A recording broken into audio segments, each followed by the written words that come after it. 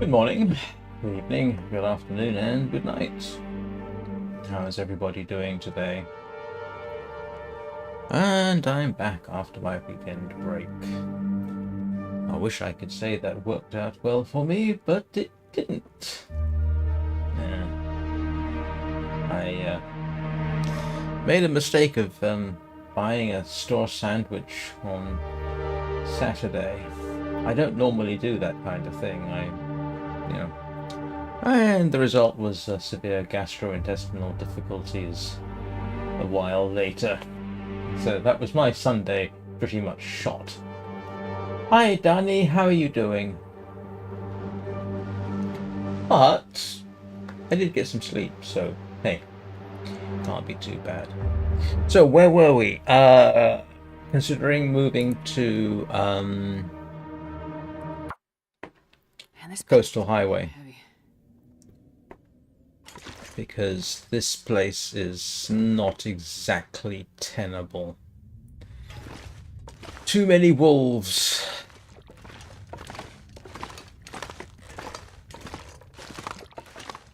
Although I do want to get all this cured and take it with me, which I probably can't, can I?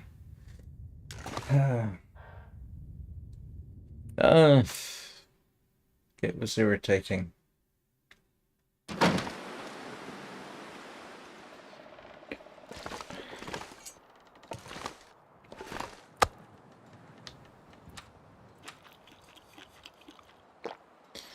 So, yeah, what am I going to do? I mean, I'm pretty much tired of constantly having to battle wolves here. So I am thinking to move on. And if I'm going to do that, I might as well just get on with it. Not fantastic. If I end up dashing off, you'll know why, but I'm alright.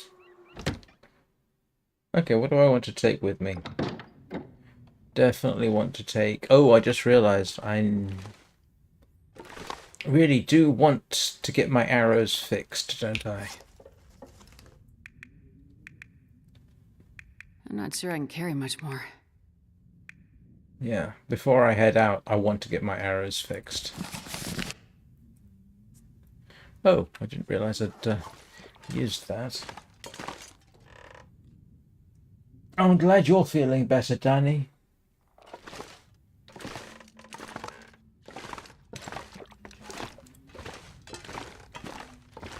So what do I want to take with me?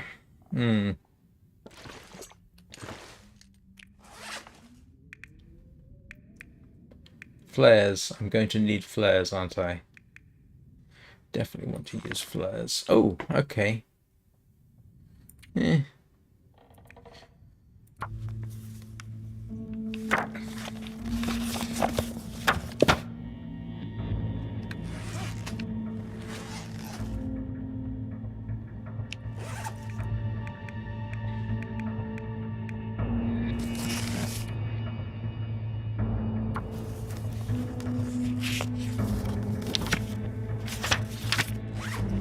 Well, that's one less thing to carry around.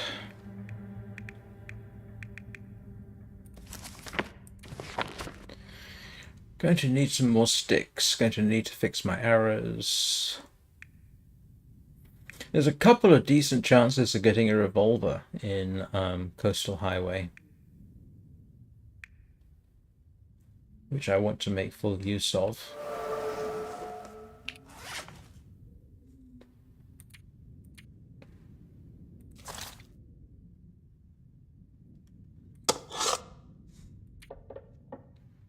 Yeah, I don't have a whetstone. Problematic. Do want to make some more arrows. Definitely want more arrows. Got enough water for now.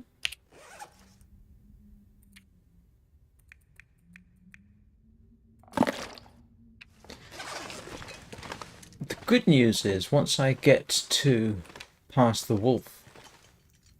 Sorry, I'm I'm in a different mode of operation. That's why I keep accidentally doing this. Yeah, I do want to fill. I don't want to replace my arrows before I move on.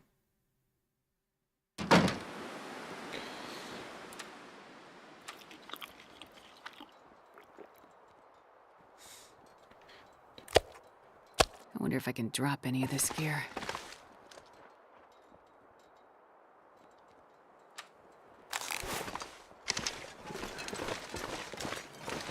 And I think I want to take my snares with me.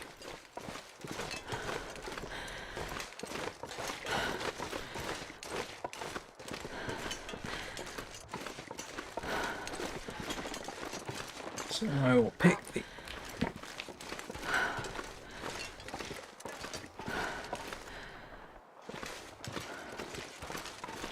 And he's headed after that deer.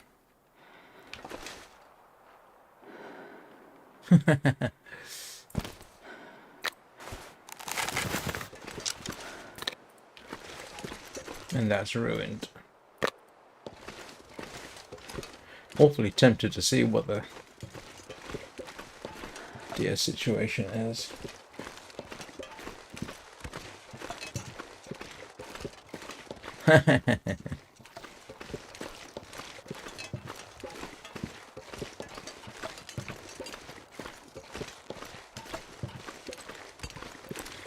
The good thing is I can make this trip in a couple of stages. I can get past here, go to the Carter Hydroelectric Dam and move on from there. And there's some stuff I haven't checked out at the Carter Hydroelectric Dam, so worth doing.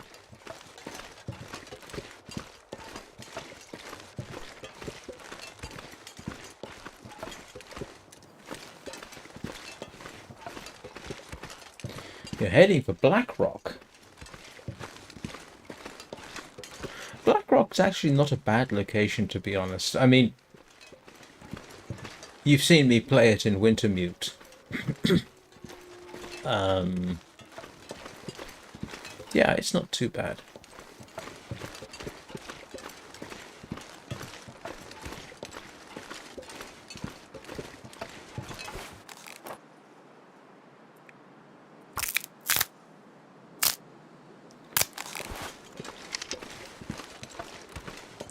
Listen to me sounding all authoritative.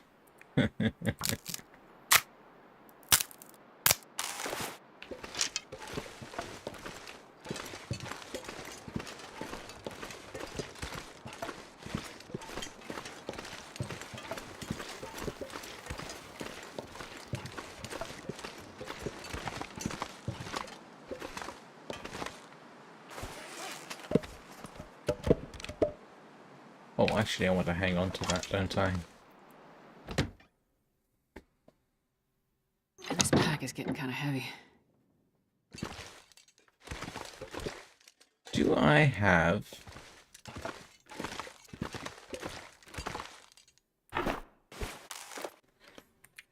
2. I need 3. Wouldn't mind. Oh, grief. The problem is now I'm procrastinating because I would like...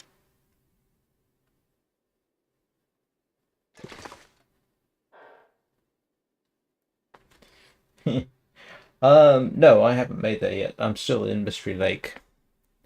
I am working up to... Yeah, I do want that. Okay, there's a few things I do want to do before I move on. And it's not just procrastination, I swear.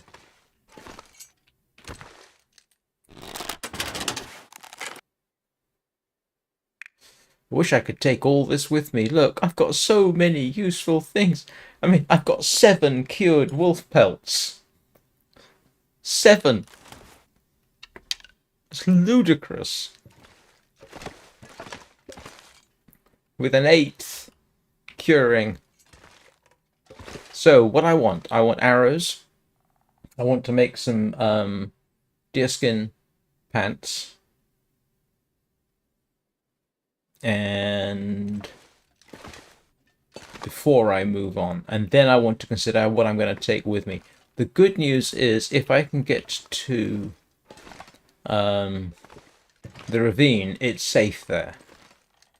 Of course, then there's the minor problem of getting to Coastal Highway itself, which involves the trip down the mountainside takes you past at least one bear.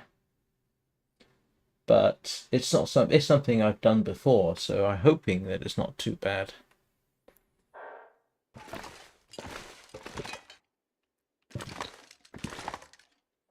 I wonder if I should make another set of wolfskin. I could replace this coat. I could replace that with another wolfskin coat, you know. What do people think? Is that something to do? Is that worth doing, do we think? I've certainly got the ability to do it.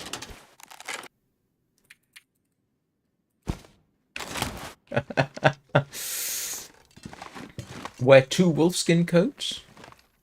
I've never done that before.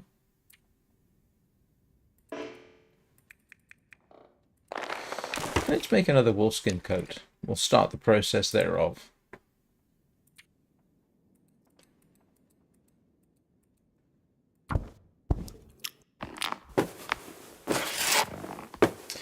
This run has been 50 days, I think. It's not my longest Stalker run. My longest Stalker run was 60. I think Dani there has exceeded that. My longest run ever was Voyager, where I made it past 500 days. I think it was 516 days, and then I died in the silliest fashion imaginable. I suffocated in the zone of contamination. Yeah.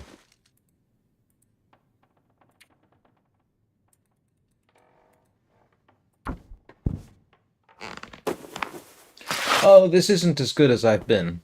I've been better.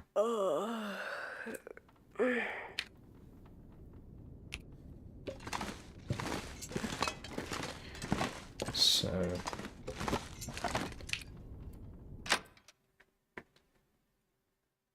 But I'm tired of dealing with the wolves here.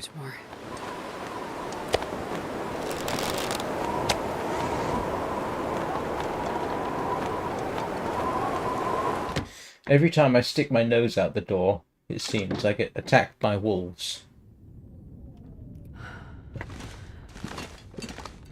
So I'll make whatever I can and head on out.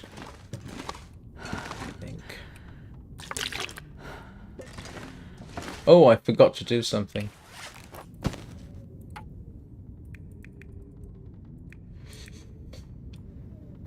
I use the hacksaw. I can repair the hacksaw.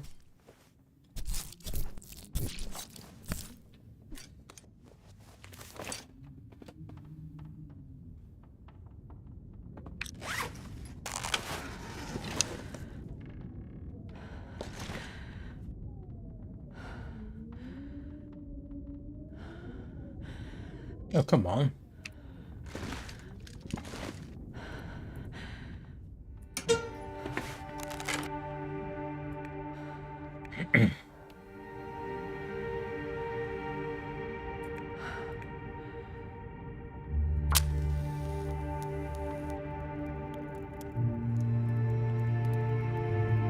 As I have learned, I can getting walk with this animal much gear. skin clothing isn't so bad. It's surviving everything else that might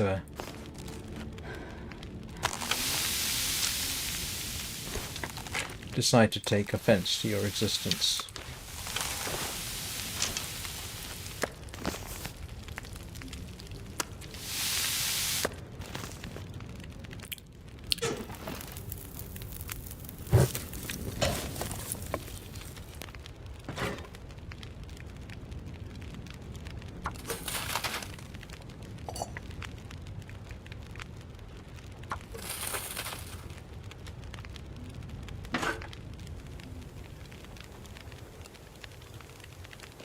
Um,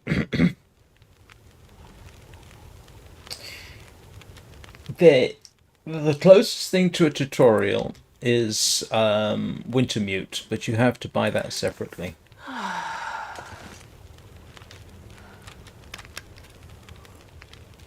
Wintermute, especially in the earliest chapters, is quite forgiving.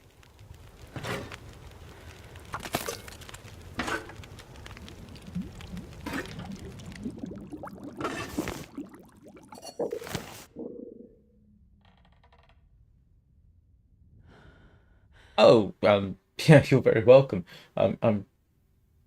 If you want to learn all this stuff, there are loads and loads of videos out there, I suppose, to do this.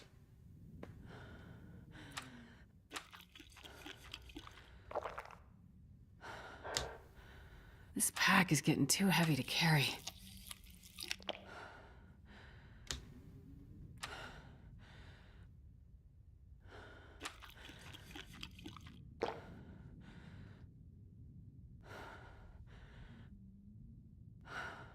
Oh, you're very welcome, Sir Cyrus.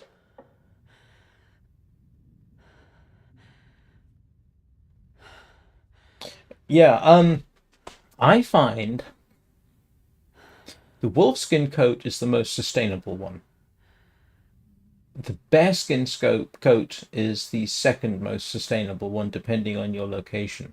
The mooseskin coat, if you use that as an underlayer, provides decent armor, doesn't degrade, and push come to shove, you can always take it apart and make another one. So, you know.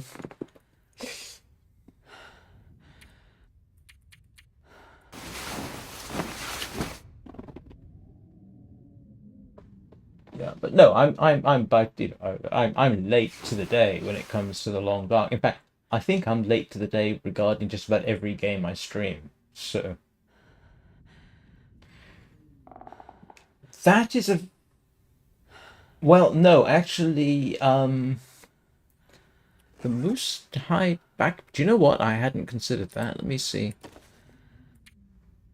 Yeah, oh, it gives you one cured leather, which seems ridiculous. It takes an entire moose to make it, and then you get a cured leather if you want to recycle it. That is just daft, if you ask me. Yes, I have made the moose hide satchel. It gives you 5 kilograms of carrying bonus. So basically, so yeah, I've been advised, and I think I kind of agree with it. With your first moose, you make the satchel. With the second moose, you make the cloak.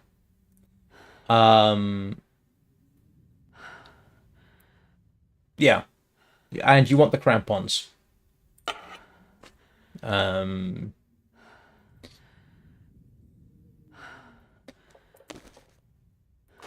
Okay, I need to fix those.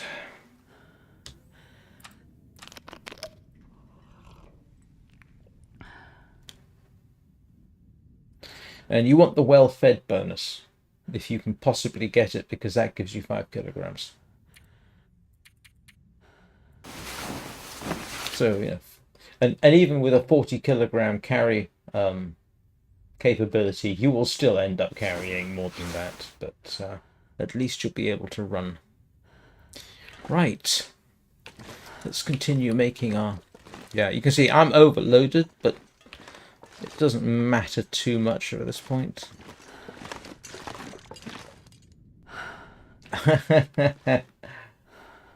I can't remember how long it took me to run into my first moose. I do know that the first moose I ran into was in Mystery Lake during my Voyager run. In fact, where I am now.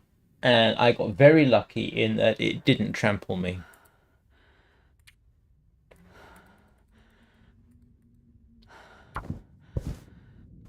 I mean, I got really lucky.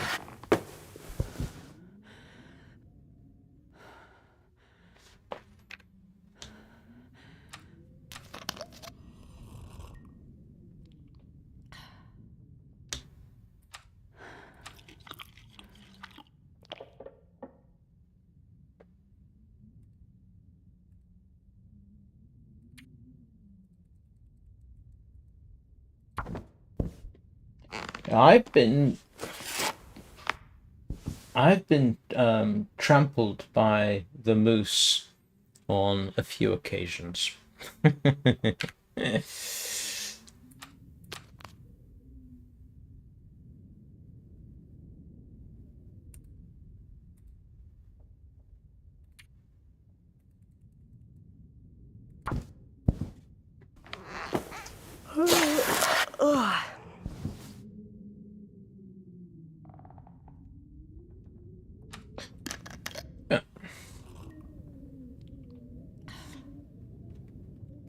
One of the scariest moments I had in the game was in Desolation Point, where I was making my way back from an encounter with a bear and a moose.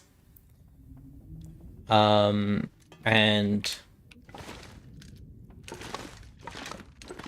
the bear and the moose both were driven off. And so I was making my way back to the lighthouse through a blizzard. And the moose loomed through the blizzard, which was slightly terrifying. But fortunately, I was able to scare it away. But yeah. How many times did I get trampled in Desolation Highway by the moose? I think it was twice. I did eventually get the moose. Oh, and curiously, and I'm quite proud of this, and I keep retelling the story. Desolation Highway is where I made my longest shot ever with a rifle at a bear. I was literally waiting for the moose, trying to get it into position, and this bear is in the distance. And so I decided to take a shot at it and killed it. Not immediately. I later found out that I had, but it was a long, long shot. I have not run into the cougar, even though I know there is a cougar in the game. It's here. It's north of me, and I'm outside of its territory. So no, I haven't run into it yet. Danny has. Danny has lots of experience with the cougar.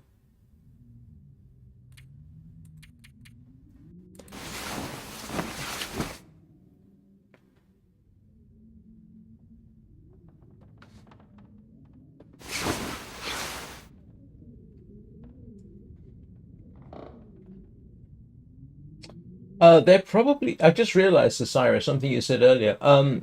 I have killed deer without a gun, and rabbit without a gun, and ptarmigan without a gun. So, granted, you'd have to troll your way through hundreds of hours of live stream, but I've done it all. So, yeah, it's all quite doable. I actually prefer hunting ptarmigan with a bow and arrow. I've been much more successful that way. Deer, I've taken them with revolver. and rifle, but I prefer I prefer the bow for deer in general. Moose, I definitely use rifle on the moose. Yeah, it's worth saving your. I think it's worth saving your rifle ammunition for the moose. And I famously a few days ago um, took the moose here with one shot from the rifle, which was the most incredibly lucky shot I think I've made in the game. It is right up there in terms of best shots I've made in the game. The long distance bear is right up there. The moose with one rifle shot, and a running deer with an arrow. They're they're they're um, they're my three best shots in the game. But to find them, you'd have to go and watch my entire content.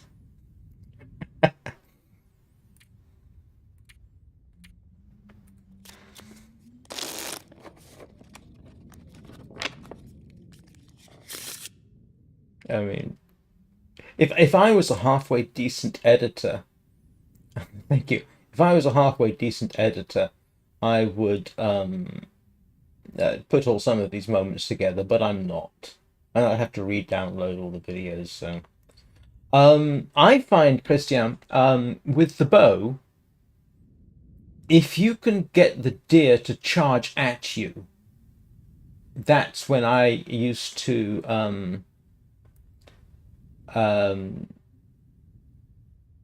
in Voyager, when I was early in Voyager, you could get the if you maneuvered properly, you could get lucky and the deer would charge at you, and that makes it much easier. With the bow, close range is definitely better.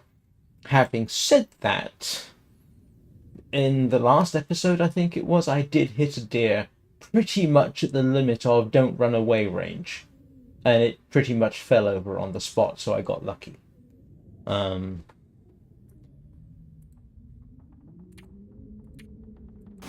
But the more you play, as Danny will know, the more luck you will get.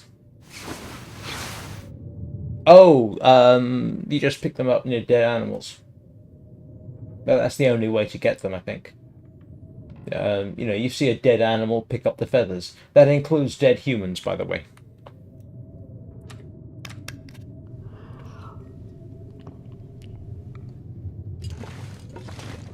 Ah, I'm doing it again! It's reactions from a completely different game. Sorry about that.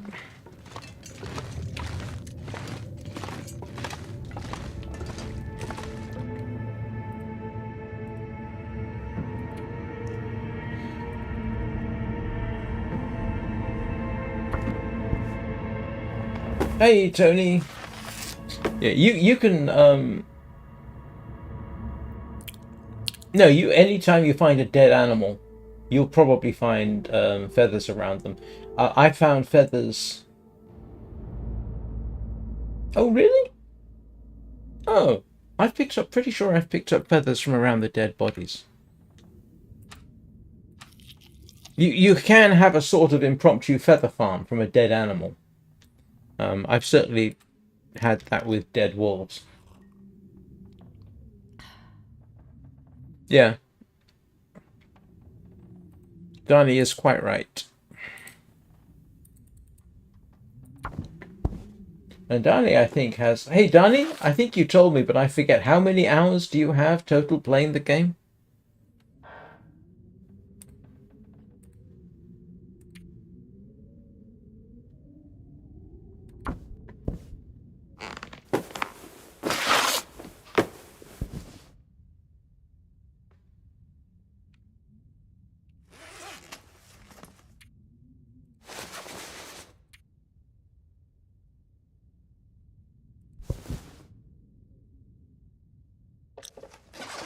Right, so I now have 2 wolfskin coats on.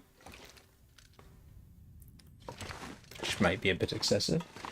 See, Danny has more than twice as much game time as I do. So They are the person to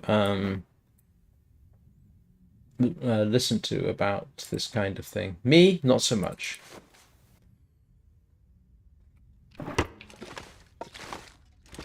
Ah! Blasted thing.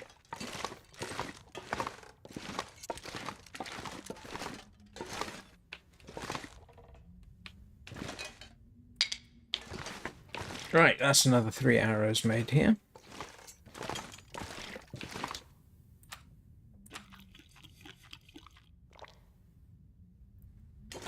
Yeah, the difference between me and Danny is most of my gameplay has been in the last year. Most of it has been live streamed. So yeah, of the 496.2 hours of game time I've got, about 450 of it has been live streamed and all in the last year.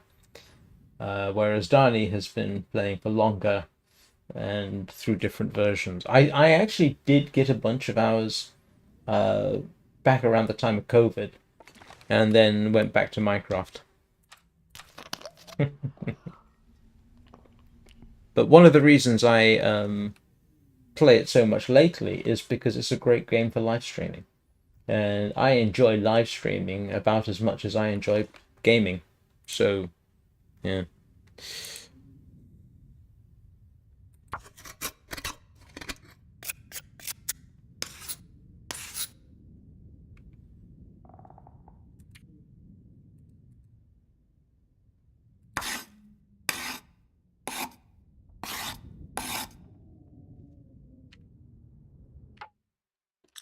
And I got cabin fever, which is fine.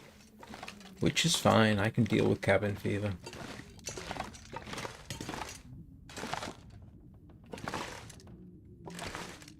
Well, Cyrus, if you are watching, if you look at the chat, you can see Dani. Dani is on YouTube, and she is currently in chat, so...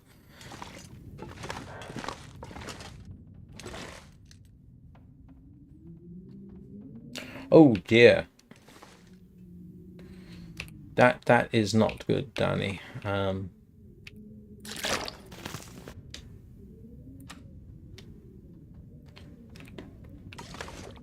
So Cyrus, yeah, if you type something in, the chat I've got on the screen is a combination of Twitch and YouTube, so you can see what everybody's saying. Okay, granted, only for a limited number of conversations, but yeah, people have chatted cross-platform while I'm streaming, so...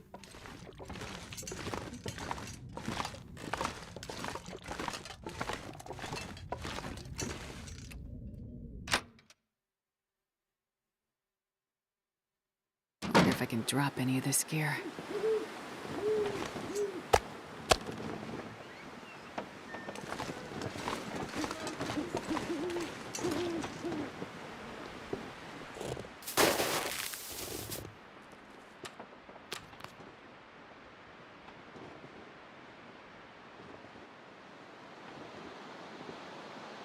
No. Thank you, Christian.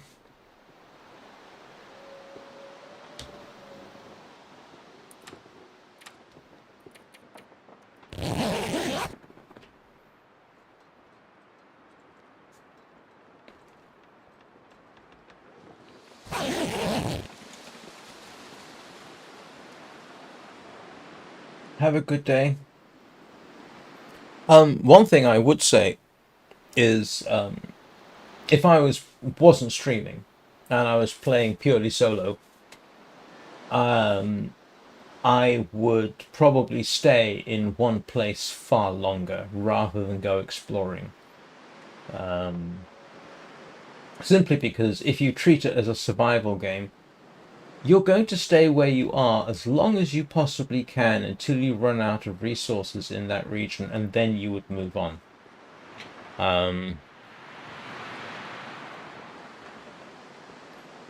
realistically speaking. I had to be talked out of that behavior very early during my so-called live streaming career.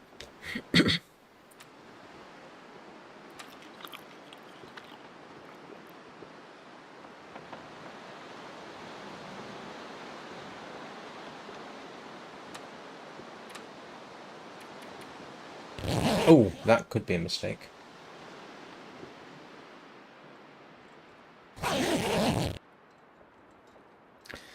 The funny thing about The Long Dark is if you play it, not early game, not early game, for much of the history of the game, it's always been hardcore.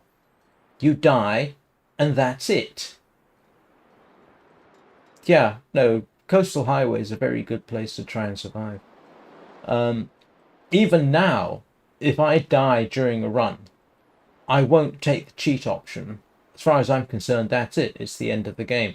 So The Long Dark has technically always been hardcore. You die, that's it. No load a save game, end of story. It's one of the attractions of it, actually, is this hardcore nature to it.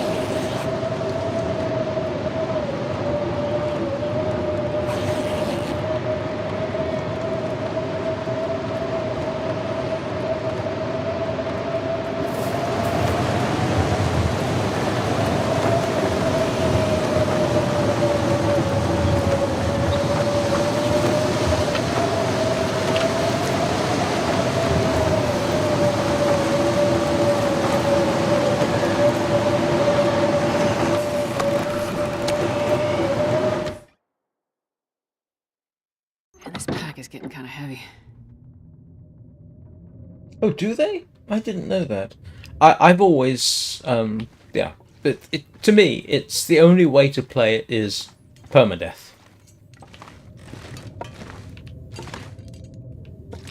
Unless you're doing something very, very specific, even then, most of the time, it's probably not worth it.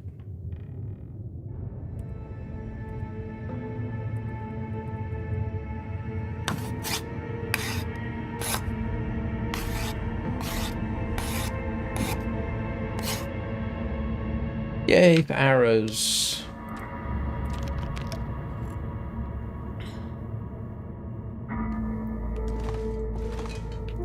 Right, I need to replenish my cloth. That's cured, that's cured. It's almost cured. Let's... Oh no, hang on a second.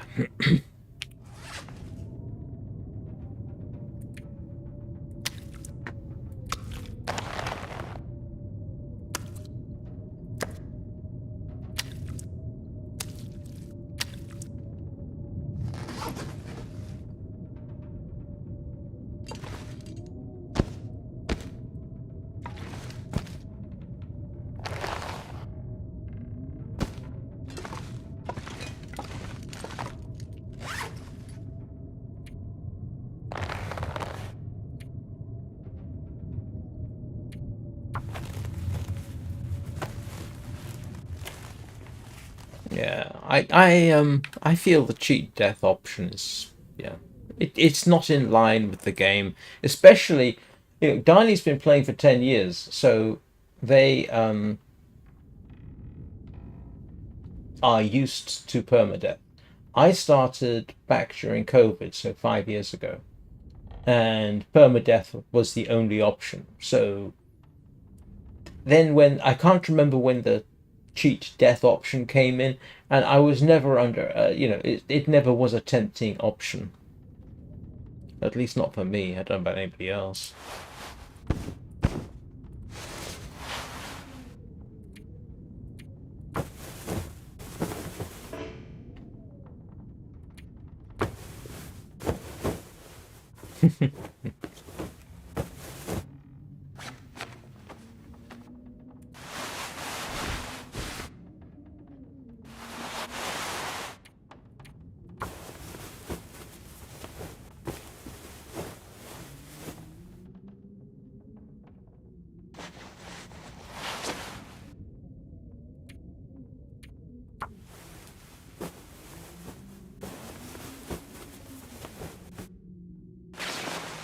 Yeah, who would have thought we'd end up talking about the philosophy of the long dark?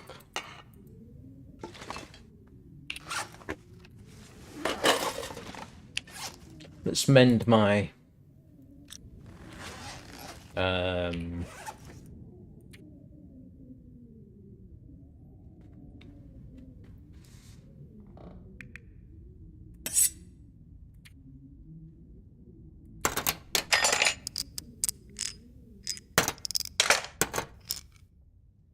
yeah, that's perfectly valid. I mean, I've used you can have situations where you end up stuck. The classic one for me is going from the ravine down to Bleak Inlet. There used to be a way through there that's now cut off, but you can still try and take it, and you can get stuck there. And under those circumstances, I just load the previous save. It feels a bit cheaty, but it's unavoidable.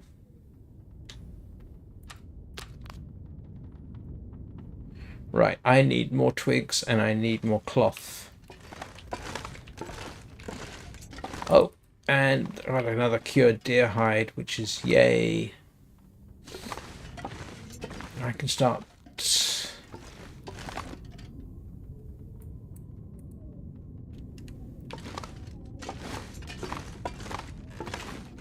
I need to start categorizing what I'm going to take with me. And those are definitely coming with me. Those are definitely coming with me. Actually, do I need sticks for...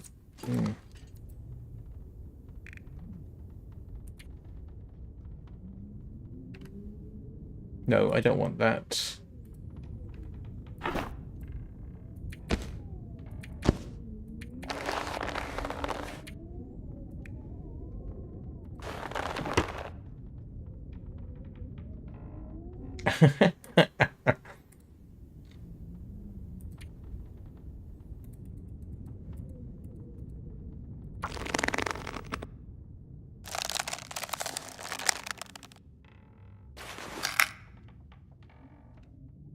Oh, I've got a scurvy risk. Wonderful.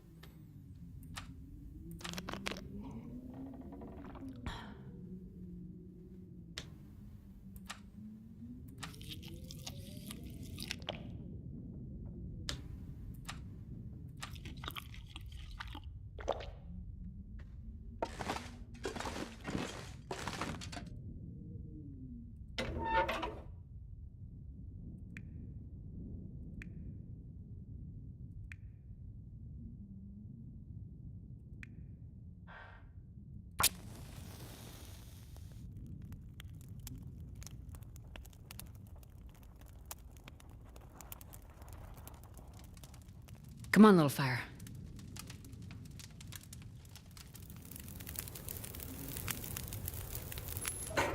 Oh, yeah. That's a good one.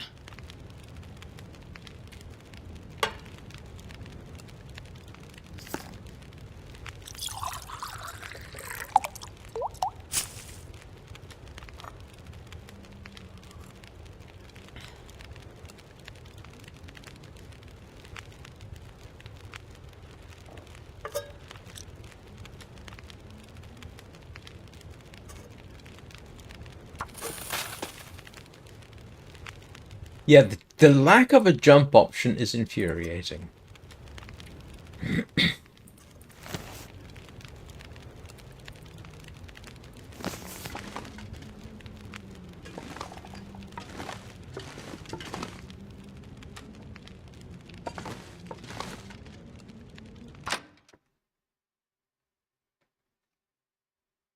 Not sure I can carry much more.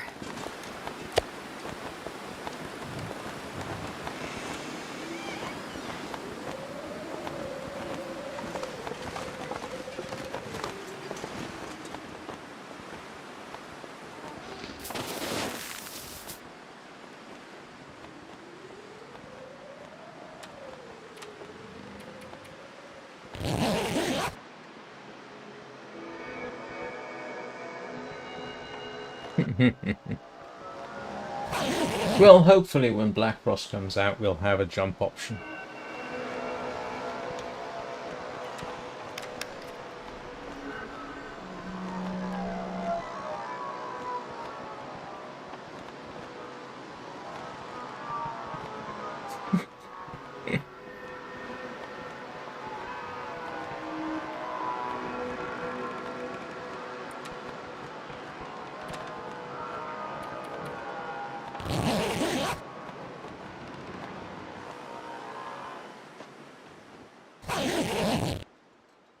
Well, I think one of the points about the trucks is that the geomagnetic Hujima what's it thingamajig, and as I like to say at this point, yes, that is a technical expression, and it's correctly technical. They've had their electronics fried, so I don't know. Why can't you drive one of the trucks? Actually, there are good reasons. You would probably find that none of the vehicles are drivable because, yeah. No, I mean, all right, let's ignore the effects of an electromagnetic pulse. Let's suppose you've got, you know, a car, a truck in the game that's been sitting out for a year or so. It's probably not going to be drivable. The oil will have probably frozen. The diesel, I think diesel freezes at minus 36 degrees centigrade or something. There's a reason why people in Alaska or other places leave their cars running when they go out in winter. It's to keep everything warm so that nothing freezes up. So, yeah, it's a real problem keeping a car or a truck running in severe minus 40 odd degree weather.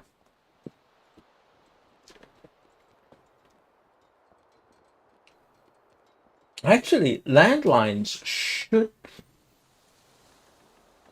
technically speaking, if you had something like a party line, that should still work because it's not driven off the electrical grid, is it?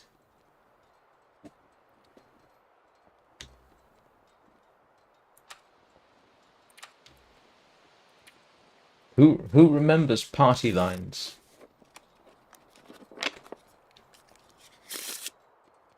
I was born in the 1960s, and I think there were still party lines around in some remoter places. My mother's husband certainly remembers party lines in the small village that he grew up in, but he's 20 years older than me, so, you know, that's 1944, late 40s. Yeah, that's a valid point. I don't know these days if you went out to some of the more remoter regions. A party line? A party line was basically where you all the phones were connected.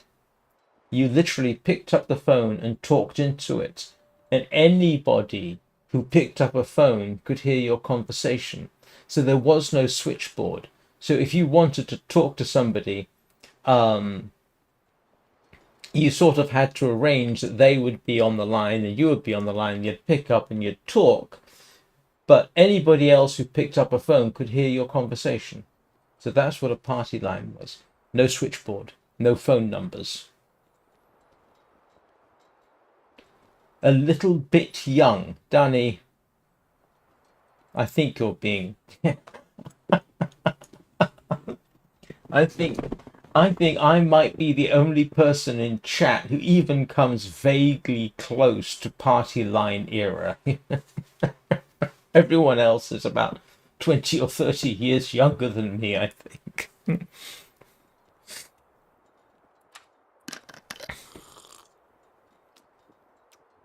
My son last night was commenting on the computational capability of the moon landers, and I had to tell him that during the Apollo 13 mission, where everything went completely pear-shaped, one of the astronauts used a slide rule, and I'm trying to remember the precise circumstances. He realized that their trajectory was wrong and that they would burn up on re-entry, and he used a slide rule to help calculate the proper trajectory. So, it's in essence, a lot of the mathematics behind the moon program was all done manually. They had computers, but I don't know to what extent they actually used them. In fact, as I recall, in that era, a computer was actually the name given to a person who did mathematics. You had dial-up until you were 13. Oh, my goodness. I remember playing Quake 3 on the Dreamcast on dial-up. It worked surprisingly well.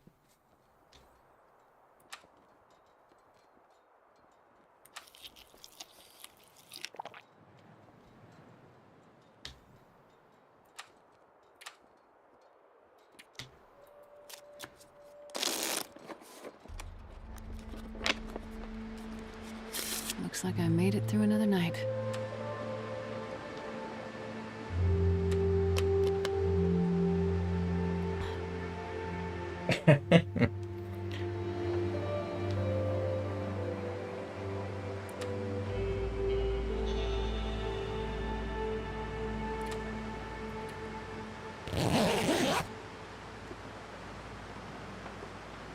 I mean, I didn't experience dial-up until I was 27, 28. Internet wasn't really that big a thing back then. So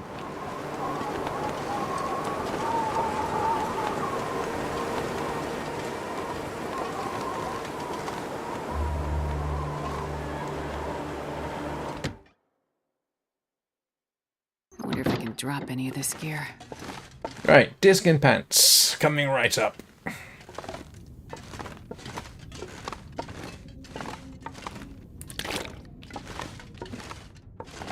Oh, cloth. Need cloth.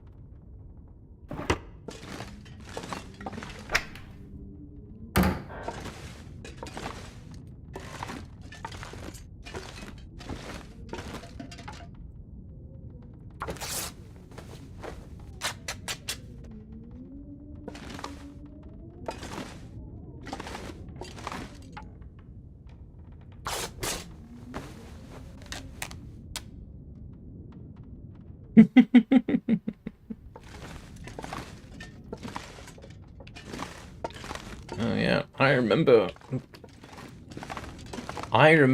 at work, I would have been when somebody brought their brand new multimedia computer, and this is when CDs and computers were new. Funny thing is, I'd actually been working with CD technology since 1988 because optical disk drives were a thing. And optical disk drives were pre-CD, but they used CD type technology, and then CDs came in several years later. Anyway, this guy brings it in, and it was mind-blowing.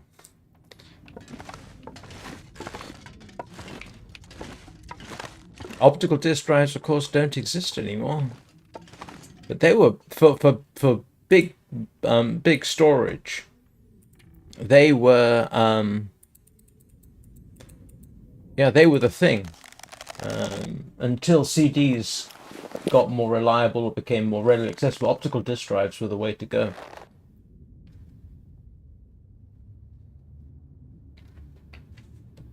And I don't think they were ever really used by the general public. They were too expensive. They were used for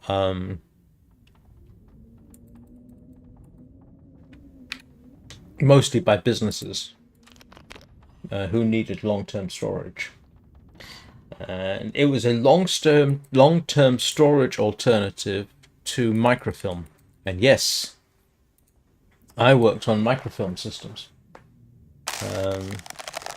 I wouldn't be surprised if microfilm systems weren't still around, because microfilm for long-term storage is maybe better than CD or anything else.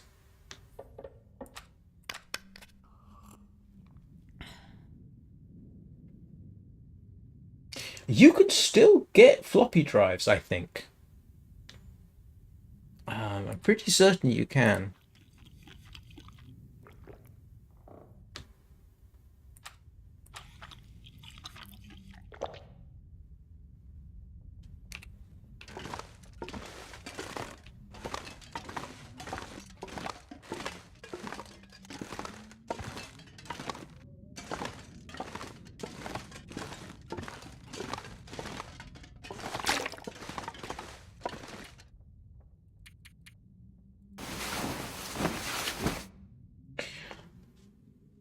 Oh, you've got microfilm.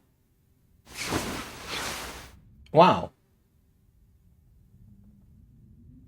The reason that microfilm, at least when I was working with document imaging systems, microfilm was a demonstrable long-term technology. Back in the 80s and early 90s, there was still microfilm around, which had been around for 100 years. So it was demonstrably viable method of long-term document storage. CDs and optical disk drives were new, and there was no guarantee that they would actually survive as long as microfilm. I don't know what the current status of that kind of thing is. I don't know what the best options today are for long-term document storage. If you have important documents that you need to store long-term, I'm going to guess and say microfilm might still be an entirely viable option. But I don't know. I haven't worked in that industry in several decades. So I say several, 20, 30 years.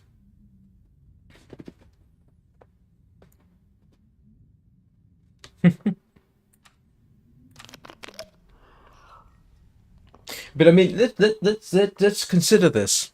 I mean, what are the options for long-term data storage these days? Solid state drives. I don't know. DVD, is that still a thing? The cloud storage. Do we have any viable, demonstrable, long-term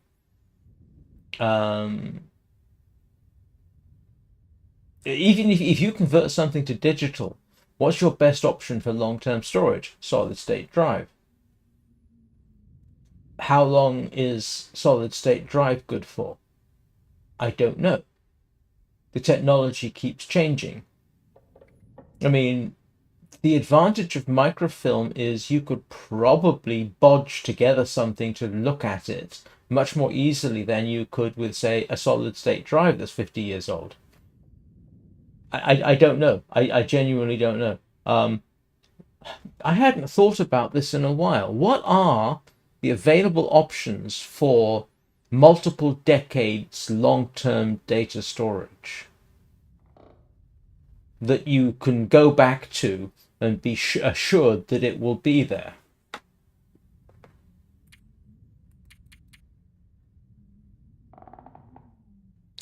That's precisely it. Analog sometimes is still paper is still a viable long-term storage solution, as is microfilm.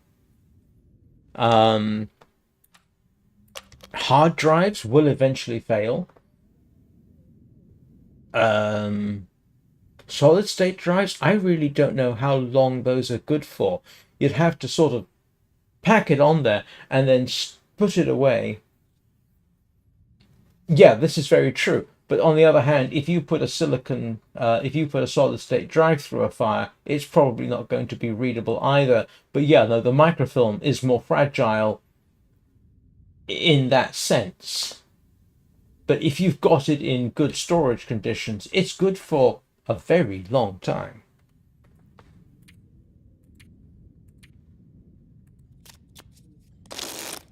Now, I would, if I was a betting man, I'd bet money there are still microfilm systems out there. And I would bet that there are still people storing documents to microfilm.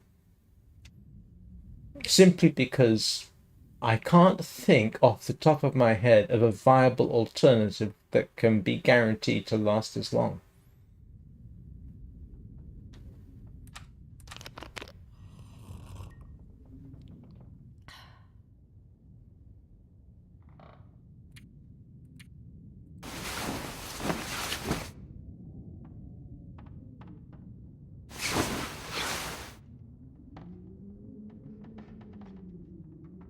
But the problem,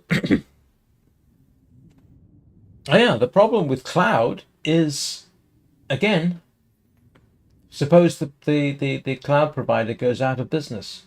Oh, well, bingo, you've lost your data. Possibly. It's only as good as the storage systems they have. And yeah, if cloud storage, if it was maintained for long enough, yeah, that would work. But suppose the cloud storage provider goes out of business. Suppose there is a major, I mean, there are ways cloud storage could be made to work, but it's all, there's a risk, isn't there, with cloud storage? Whereas with microfilm, at least it's got a history that goes back over 100 years. I would wager that you've got microfilms that go back well over 100 years, and they're still out there and they're still readable.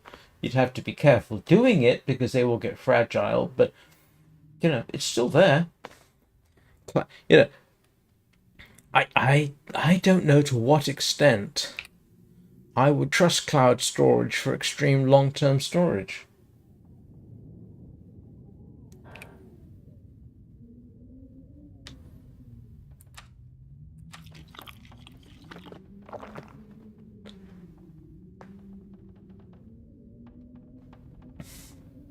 I mean, when you think about it, the technology behind microfilm, is old, it's established, it's well understood. You can still, it's. But when you look at someone like the cloud storage people, and I don't know who does cloud storage, but let's say take Microsoft, right? Microsoft has only been around since the late 70s. In terms of some companies in the world, Microsoft is what? 45 years old? It's if Microsoft is still going 200 years from now, then okay, maybe its cloud storage would have been a viable option.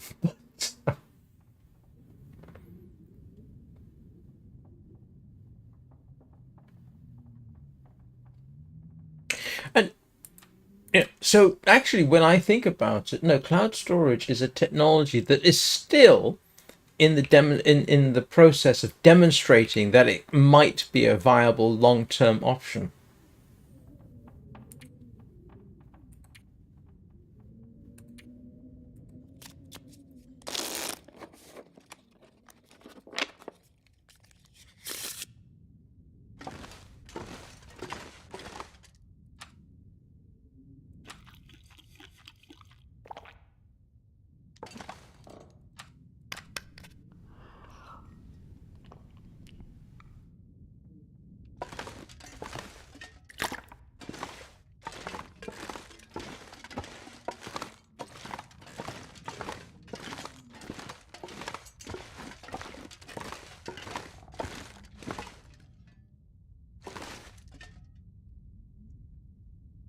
What? Cloud? Oh, yes.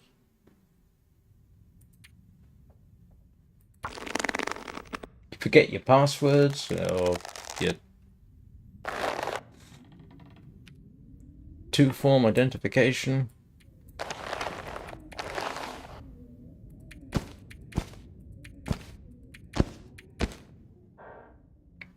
Yeah, I've got another question for you. Why can't I build a snow shelter out of deerskins?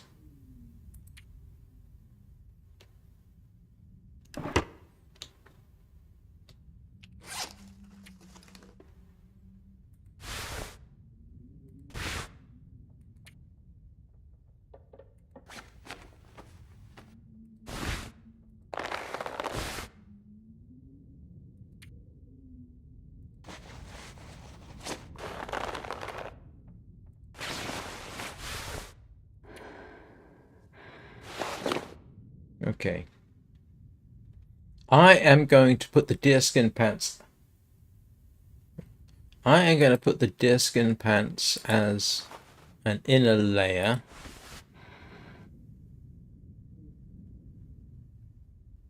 I think. Simply because I want the armor function of them.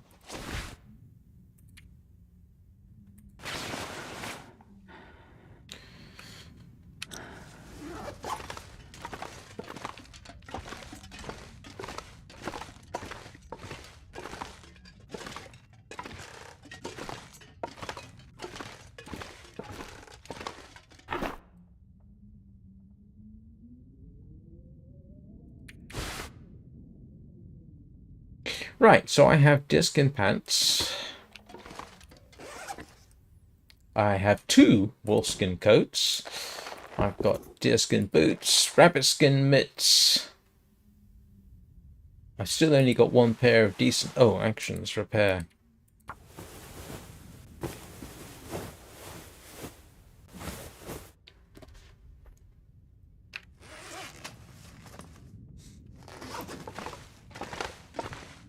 And yes, before anybody says, is wearing 2 wolfskin coats redundant? No, it's not.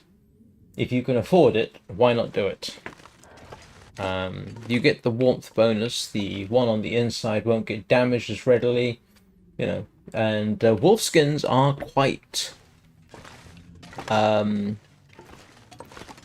replaceable. I mean, when you bear in mind how many wolfskins I've had.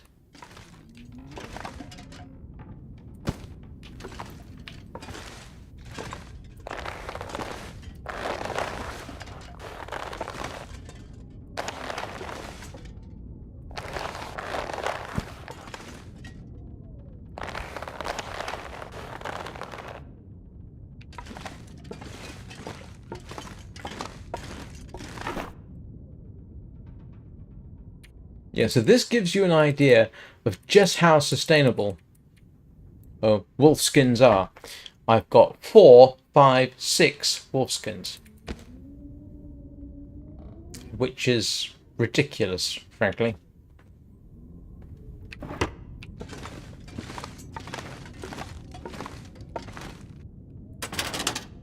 And that's not all the wolves I've killed.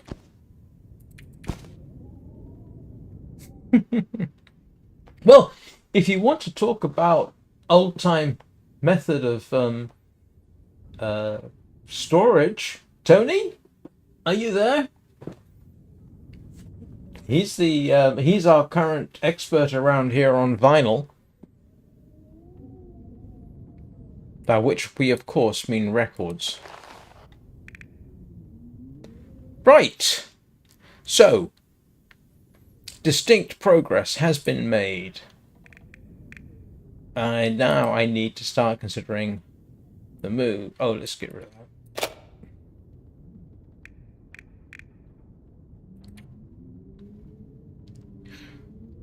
And I'm not that overloaded, strangely.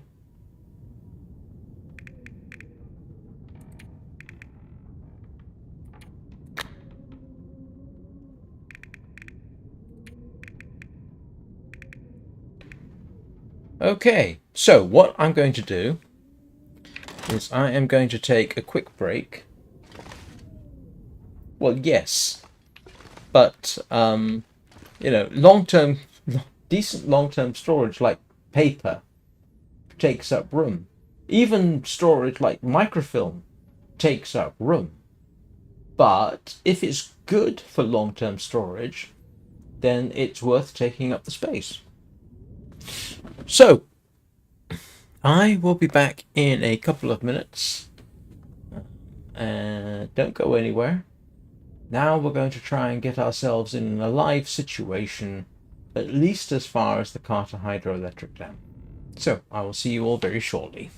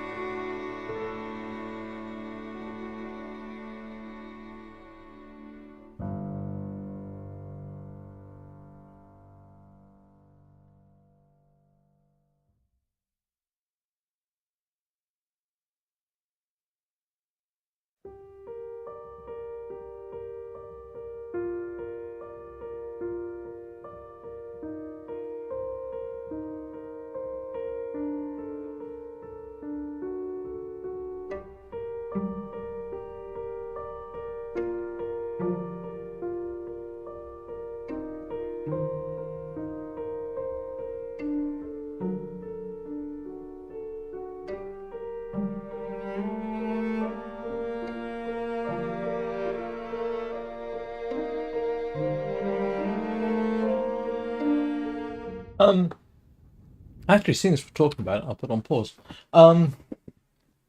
Yeah, no, actually, that's a very valid point, Danny. One of the problems with digital options is this renting concept.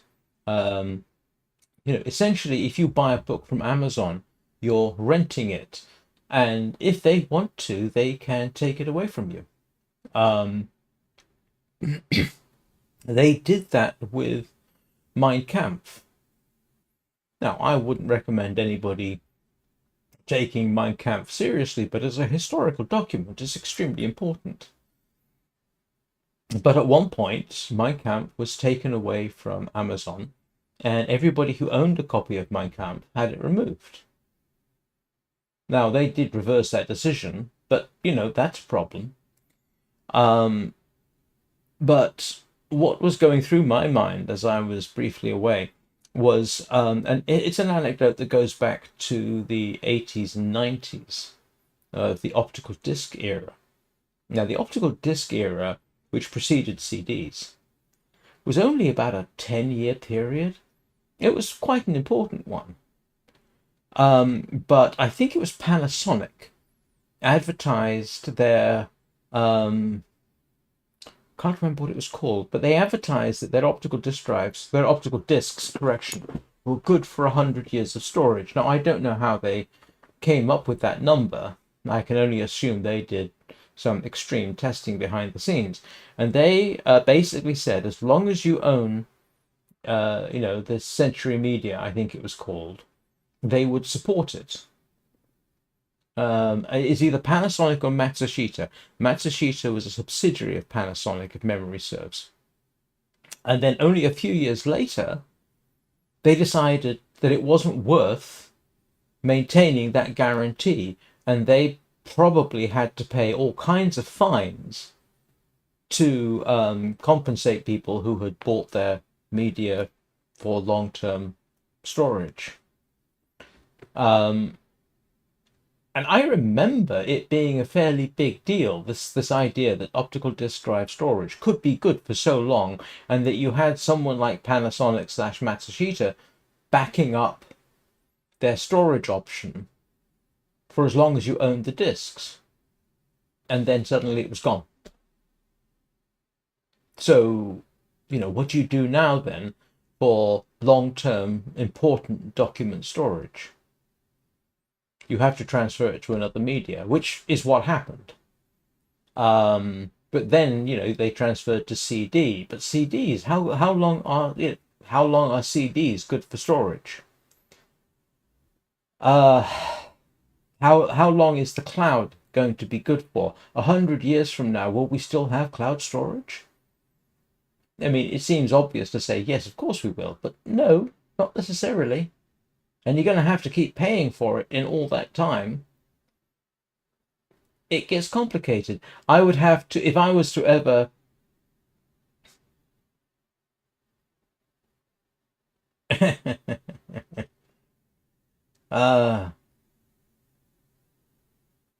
yes, yeah, that's also an issue. So there are serious problems still, I can only imagine, with long-term data storage for important stuff. Your best option is to make multiple backups of your digital media. Right.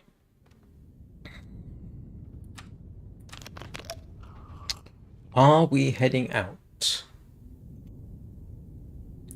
Let's see if we can get to the Carter Hydroelectric Dam. And what do I need for that? I want my pot. Man, this pack is getting kind of heavy. Actually, I don't need the pot.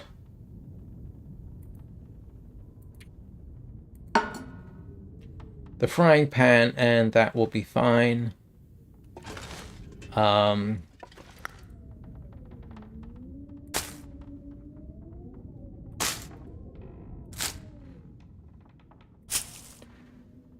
What's that hatchet like?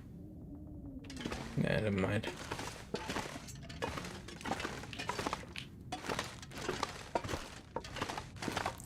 Let's first of all find out what it's like outside. Yeah, it's not too bad a day for traveling.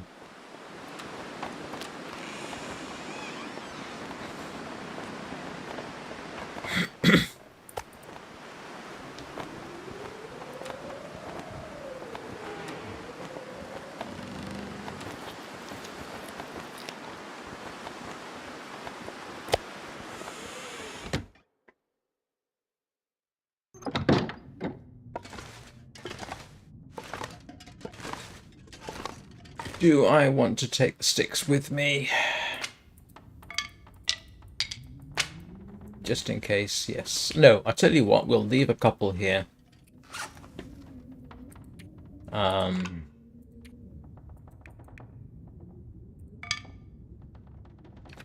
want to take at least one cured maple sapling with. I should take both with me, now that I think about it. What else do I want to take?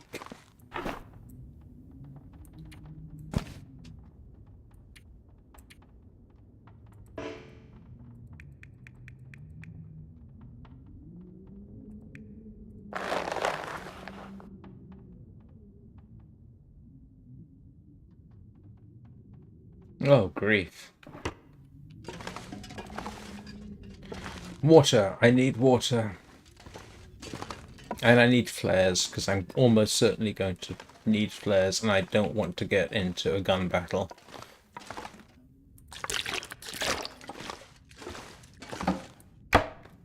Where did I put my flares?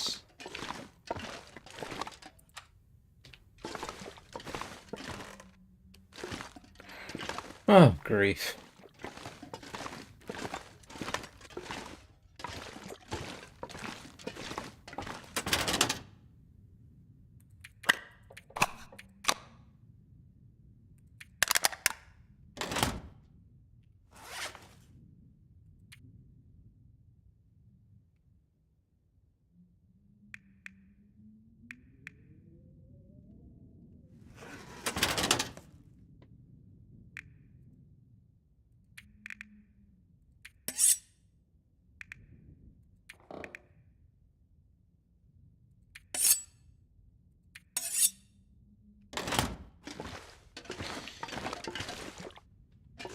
Alright, what else do I want to take with me?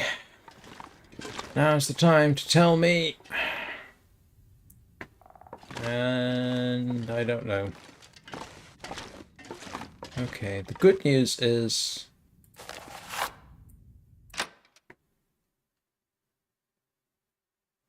I wonder if I can drop any of this gear.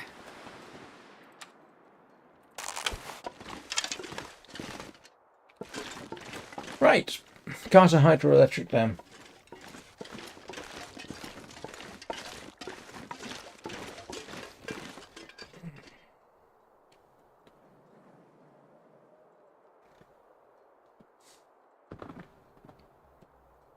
Actually, I think I've got another deer skin at the Carter Hydroelectric Dam.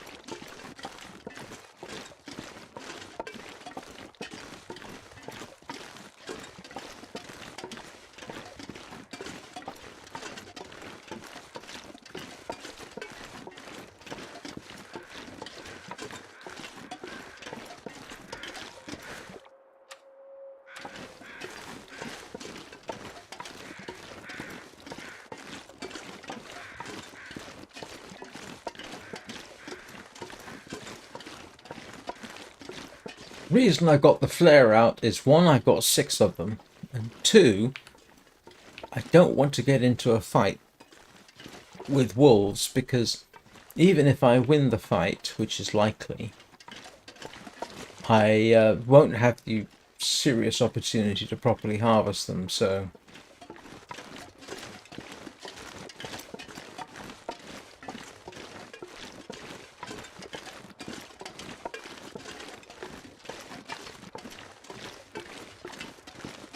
Oh, there's a deer right there, I think.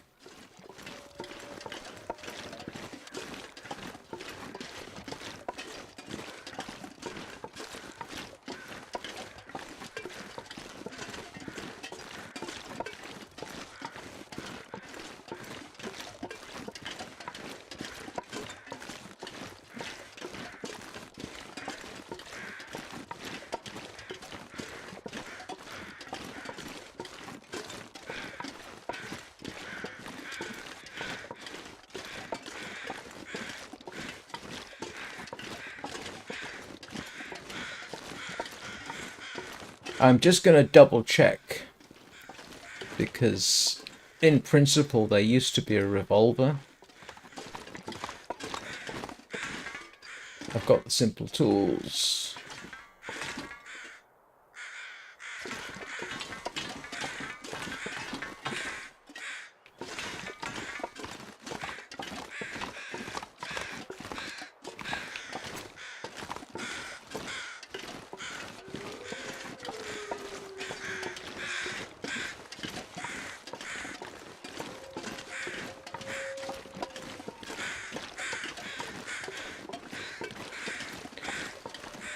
Yeah, so here's a question.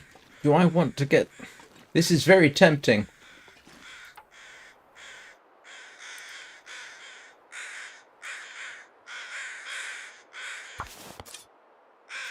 Take the skin.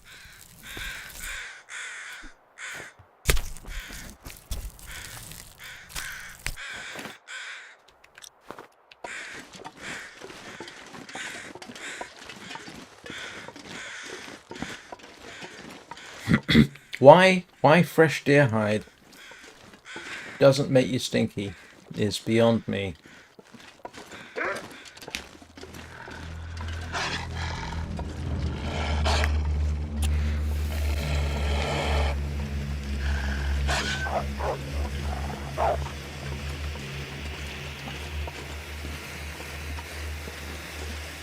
Why aren't you being scared?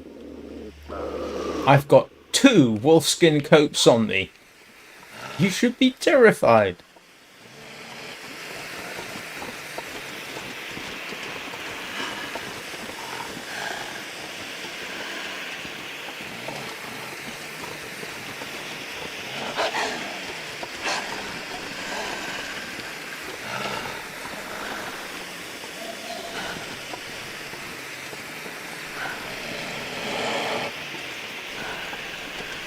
Yeah, just 2.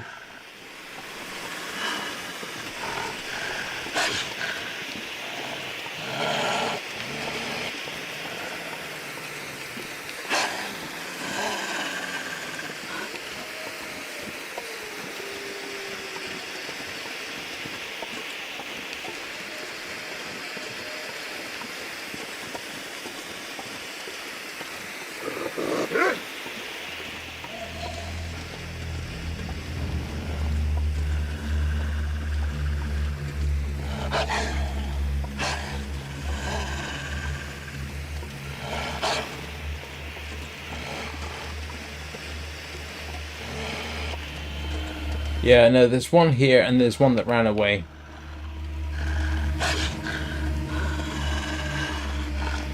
Of course, there's at least one more down here.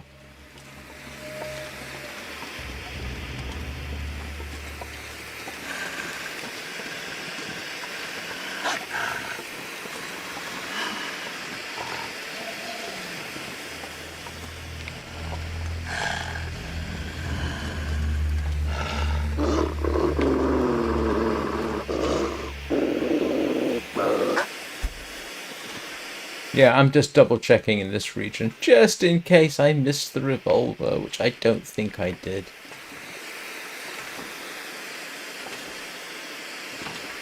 Nope.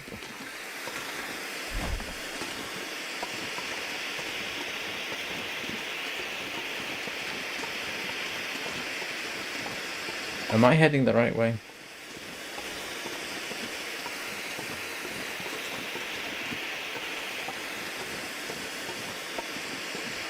Yes, I think so.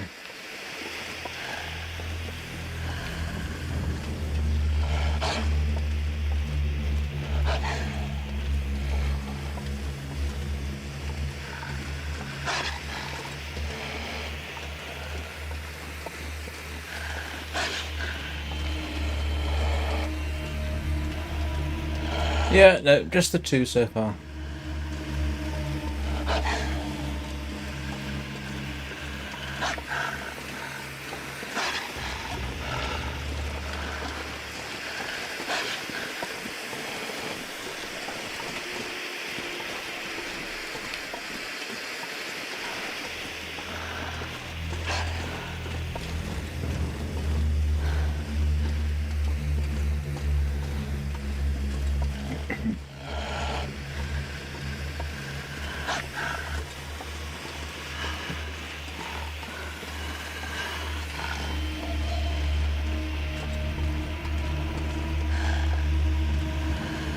Oh, I never did pick up that deer down there.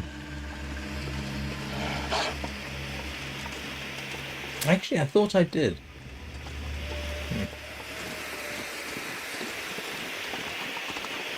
Next wolf is right ahead of me.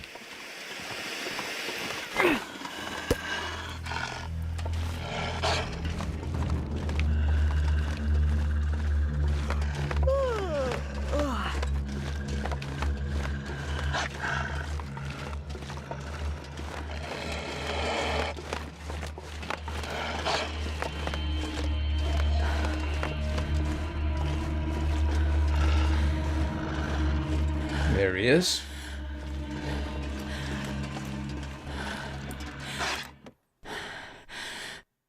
Man, this pack is getting kind of heavy.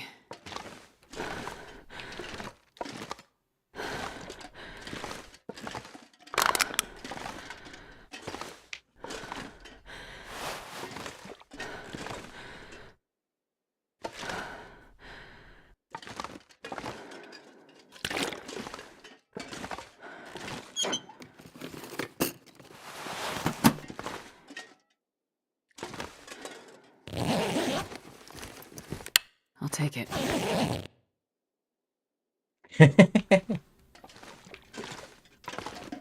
Last time I was here, I've had game crash at this location, which was not fun.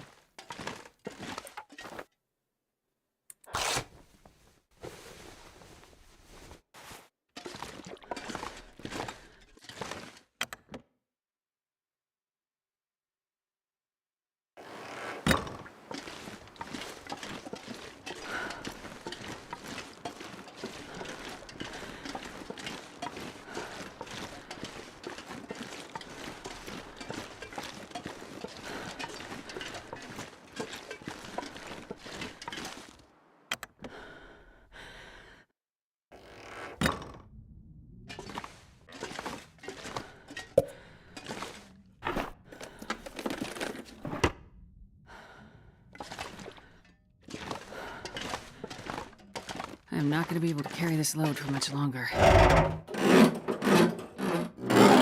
Oh, I've had it crash a few times.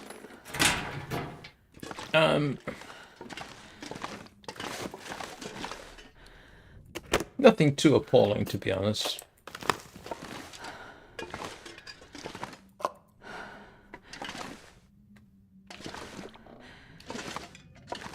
But don't forget, I'm running the Windows version of the game under Linux, so, yeah. This'll come in handy.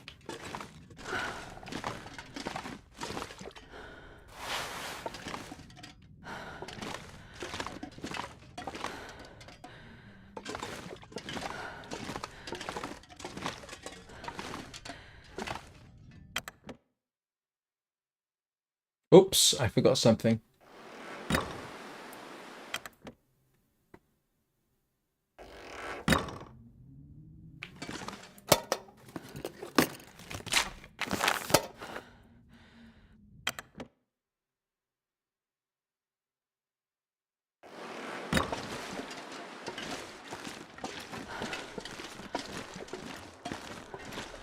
Now, I may need to spend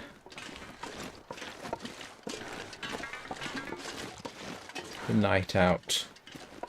In fact, I'm certain I will, but I won't do that right now. I can barely walk with this much gear. Yeah. This was a good goal for this time of day. At least I can put that away.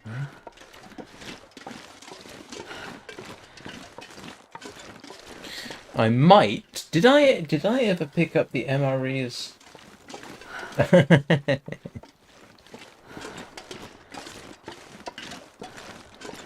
I must admit, I generally regard the Long Dark as being a pretty good, stable game. I mean, obviously, the more you play it, the more problems you are going to encounter. That's just inevitable, but come I didn't notice those revolver cartridges before?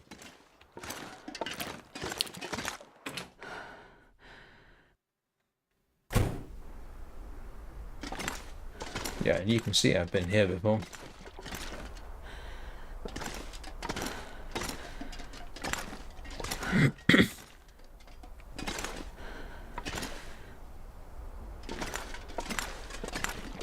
Actually, that is a question. Did I get the MREs? And should I go for them now? Might as well, you know. This pack is getting too heavy to carry.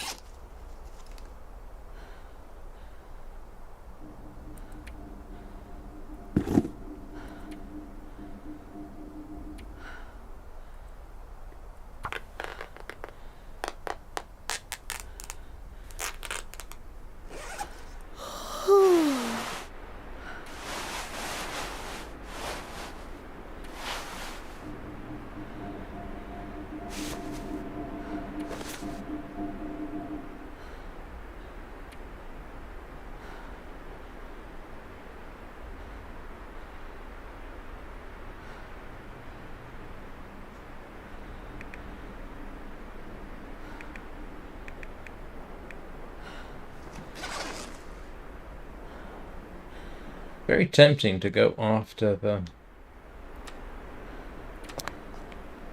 Ooh, that was a mistake.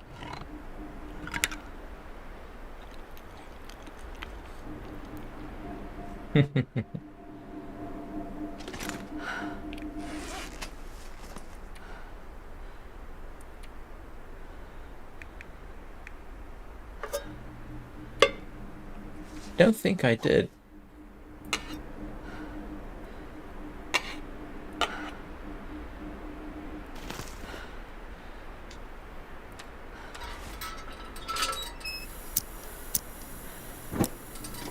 Okay, let's go for the MREs.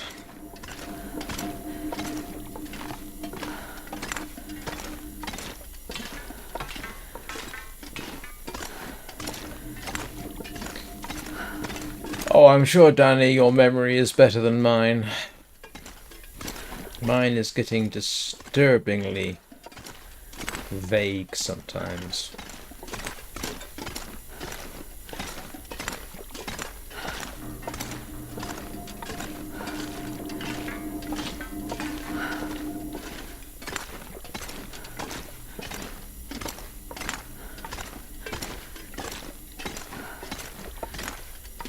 I mean, it took me nearly a year to figure out how to get hardware encoding switched on for streaming.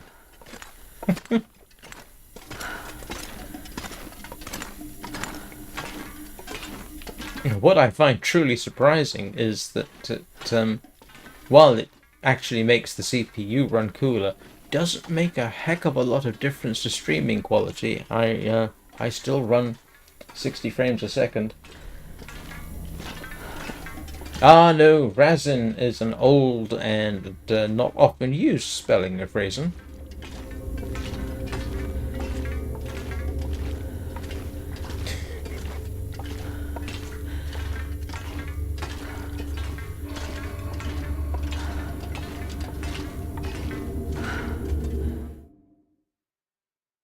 I'm not going to be able to carry this load for much longer.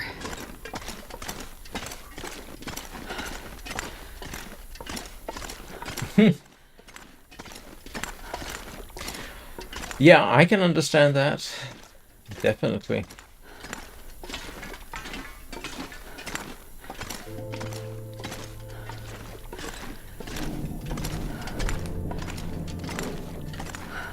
think I need to lie down.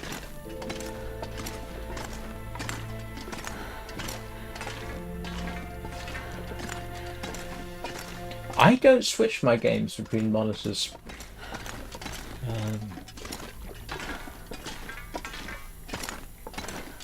My widescreen is my gaming monitor, and it's gonna stay that way. I will say one thing. Once you get used to widescreen gaming, you don't want to go back to regular gaming. Oh, I spell color both ways, depending on the spelling checker that's in use at the time.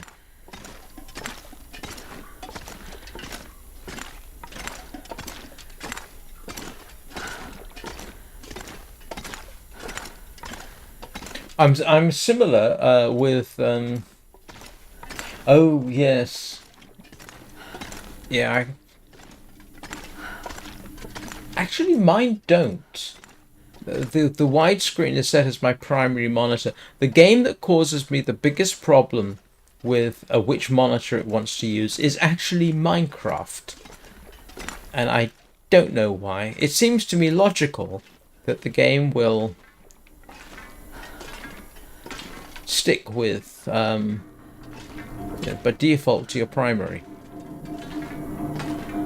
And I don't know how Windows does it anymore, but yeah, in Linux you get to specify which is your primary monitor. And mine's the center one. Why do I get the feeling I came the wrong way?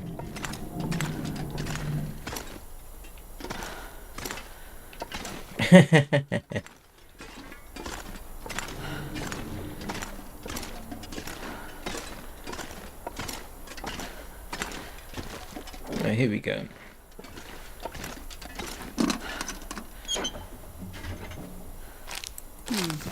Okay. Yes, I have MREs. Okay, that was worth going for. That should help me no end once I get out of here.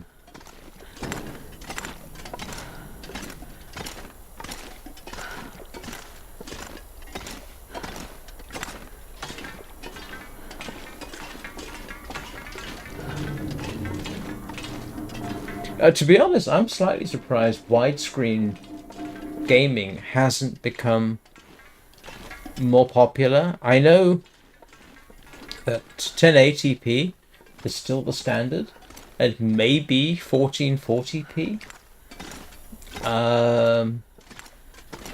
But after having actually gamed extensively in 1440p widescreen, I wouldn't want to go back to anything else.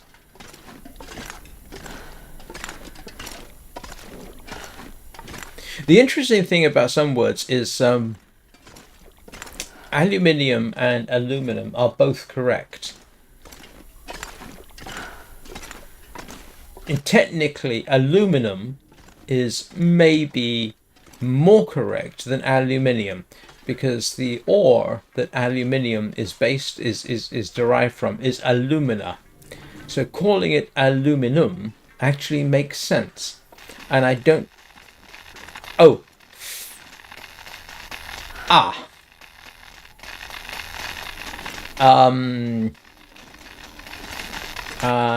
Yeah. That's not good.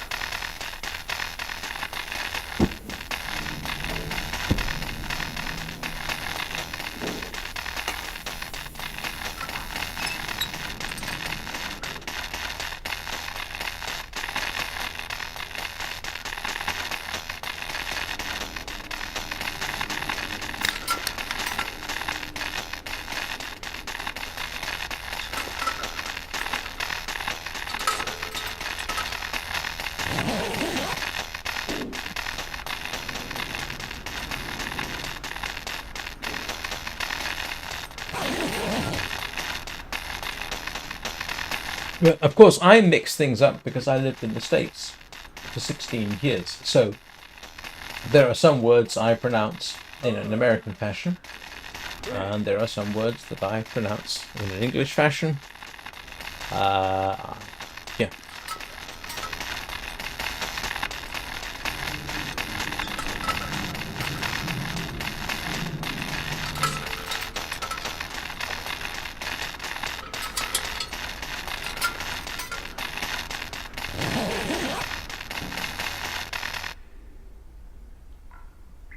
Well, the thing that gets me is American words that use Z, or Z if you prefer, like cozy, Cozy. That looks wrong to me. I spell cozy Cosy.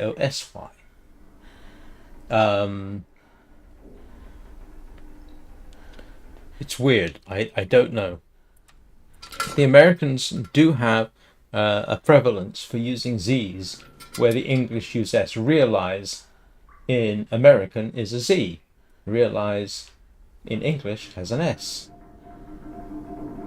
And there are innumerable examples of things like that. I don't know why the Z gets so much use in American English compared with English English.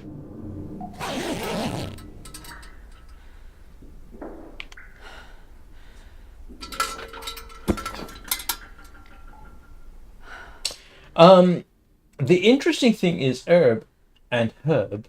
Herb is arguably more correct because I think it's derived from French where the H is not pronounced. So, yeah.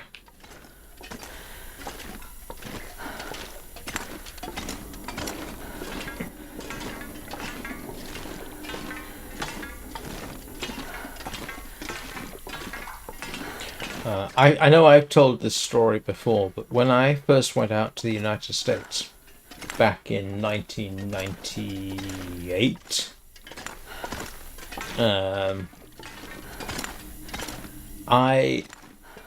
we were visiting. I was going to be based out of California, and so my manager and company director basically took me and another colleague, who strangely I later married, but that's a whole different story, out to California to introduce me around and show me this kind of thing. And at one point he said, we had a requirement for something, and he said, can you go and find the nearest Office Depot? So I said, sure. So I went down to security, and I'm English, right? We do not pronounce D-E-P-O-T, depot. We pronounce it depot. So I go down and I automatically translate what I've been asked to do.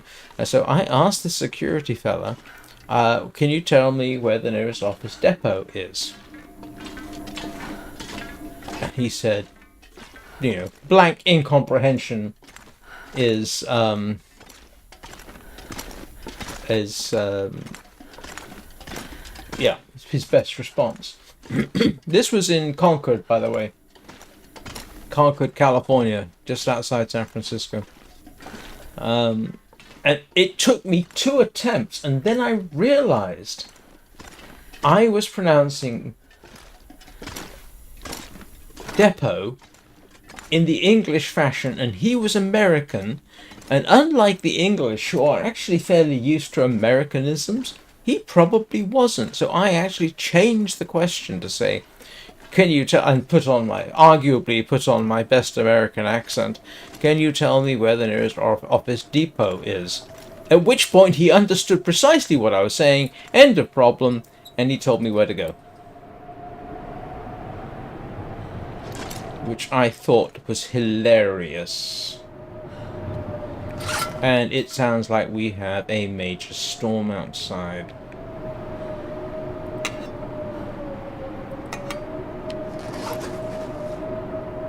Which is a problem. Yeah, I thought I had another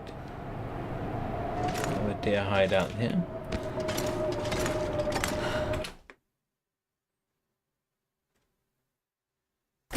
Is getting too heavy to carry.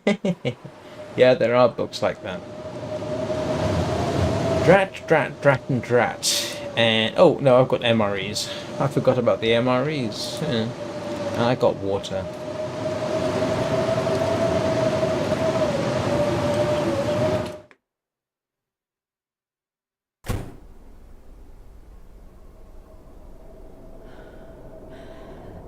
Well, when I lived in the southern United States, I think I've mentioned this before, my first ex-wife was African American. from Georgia, the deep south, and that caused some interesting comprehension problems. Um, I remember the things that I remember, apart from watching a certain TV channel, BET, which I just couldn't understand because the pronunciation and usage of words was so strange to me I couldn't follow it. And I got to hear it a lot because the family would watch it. That was one thing. But in general conversation, every so often something would come up, like the word orange, right? Orange. Orange. Now, in the deep south, y'all, it's pronounced orange. I'm not gonna be able to carry this load for much And I was longer. like, oh, that caused me no end of confusion. I can't remember if we were talking about the deep south. We were talking about the color or the fruit. But orange just had me completely flummoxed for a while. It's orange. There's an R in there. Oh, yeah. I mean, it's not just the United States and the Deep South, by the way. If you spend any time in England and you have to negotiate various local dialects or accents, you will be thoroughly confused. And strangely, this is normally why I'm actually pretty good with accents, because I'm English and I've spent time in northern Scotland and parts of Scotland and Wales and even a bit of Ireland and parts of England.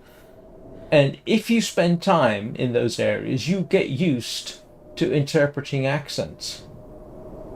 But every so often, at least in the United States, something would completely throw me off.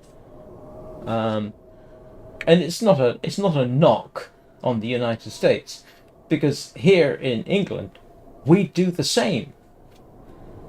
Yeah.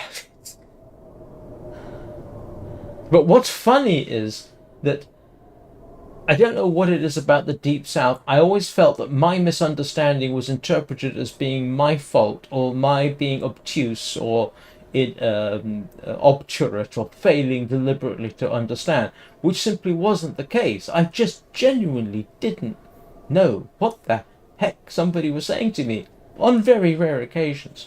Whereas here, most of the time, nah, I got it. It's no problem. Northern Scotland, deepest, broadest Scots accent, I generally can get it. It's hilarious. Right, what am I doing? I am... no idea what I'm doing. I am going to fix something. Why don't I fix something? Let's repair my bedroll.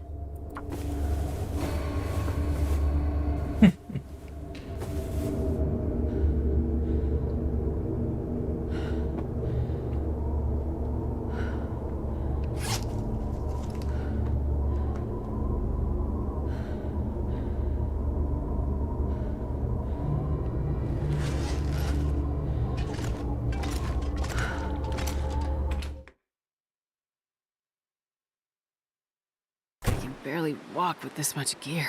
Well... I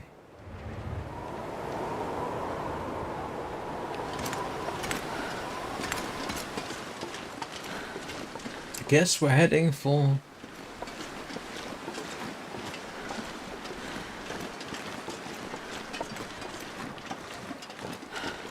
let me just figure out if I need to drop something off. Oh, no. I apparently used to be able to put on a halfway decent southern accent. I only lived there for a few years. Although, like I said, my first ex-wife was from the deep south. I am well familiar with the appropriate use of the words y'all. In fact, I still use it. And I have no idea why.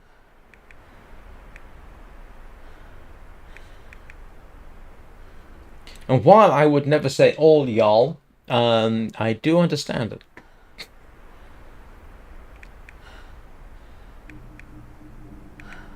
The funny thing is, when I listen to some Southern comedians like Jeff Foxworthy or Henry Cho, it has a certain comfort to me because I kind of understand what they're talking about, and I understand too heavy to carry. the accent and the way of talking. And I couldn't tell you why. I mean, really, given that, it's my first ex-wife, right? And you'd think I would have a bit of a thing against the Deep South as a result. And the simple answer is no, I don't. It's nothing to do with the Deep South at all. The divorce was other reasons. And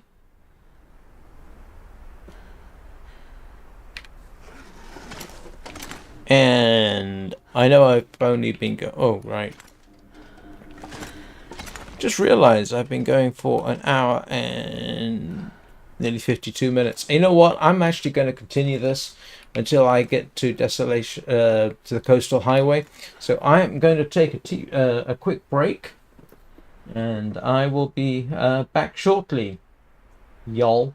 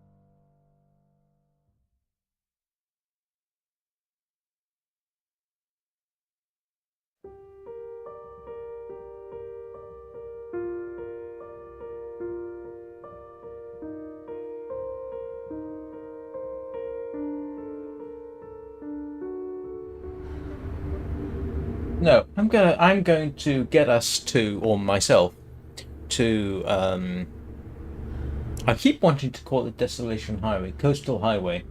I will continue until we've gotten to a safe point in there, I think. Consider it sort of compensation for not streaming at the weekend.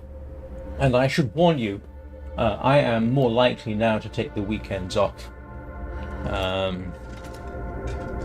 than previously. Let's see, what are we looking like out here? I'm not going to be able to carry this. Oh no, that's fine. Longer.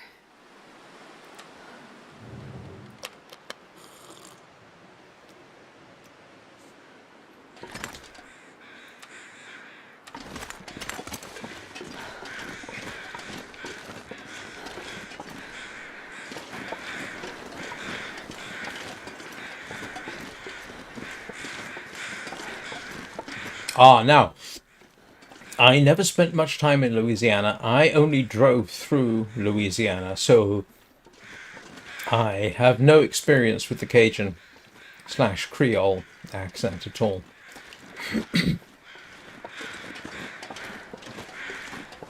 And I am hoping that I can in fact get to Coastal Highway. This way.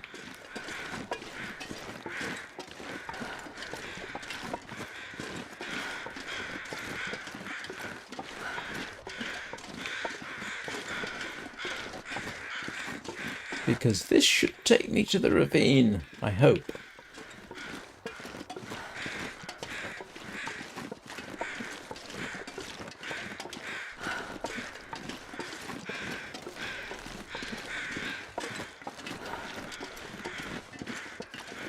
Yeah, it was kind of funny. When I moved from Georgia to Arizona, I was told that my accent did actually have something of a distinct southern twang. Okay, I'll take their word for that.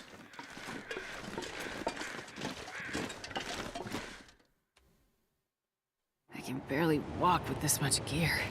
So this should be the ravine. Yes.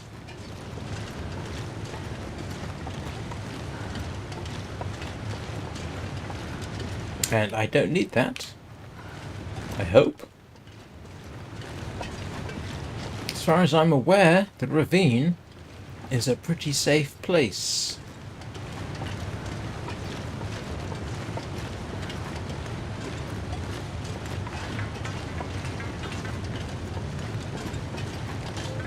Now, if y'all are interested, see what I did there, off to my left here is where you go if you want to go to Bleak Inlet and the reloading bench. And for that, I definitely recommend a revolver. And very warm clothing. Oh, grief. Ah, crap, my scurvy risk is increasing. Well, I have time. Oh no, I don't have a huge amount of time, but let's see if I can spot any...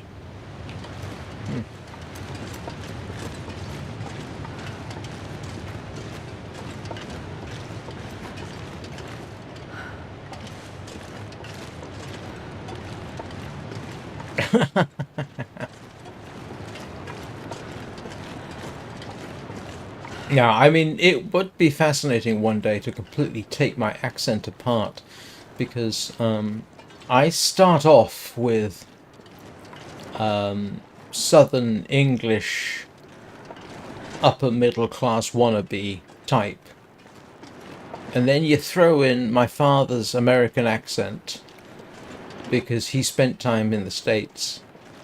And he grew up, he had enough of an accent that I grew up talking like him, to the extent that I have been asked, even before I visited the States for the first time, whether I was American or South African or New Zealander or something like that. I've been mistaken for all kinds of things before I even went to the United States. Then I lived in the United States, in the deep South, California and Arizona.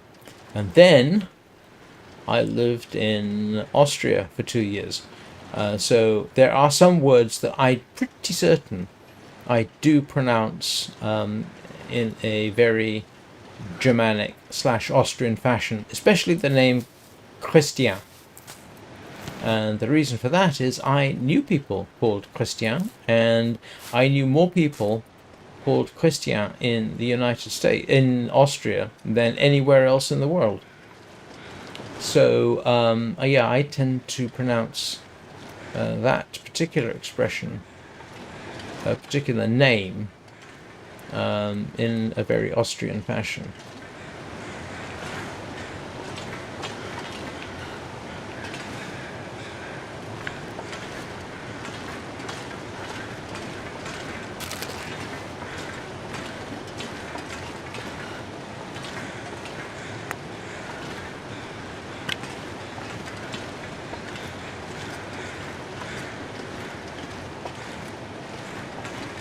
This is the hard bit, getting around here, and I can never remember how to do it.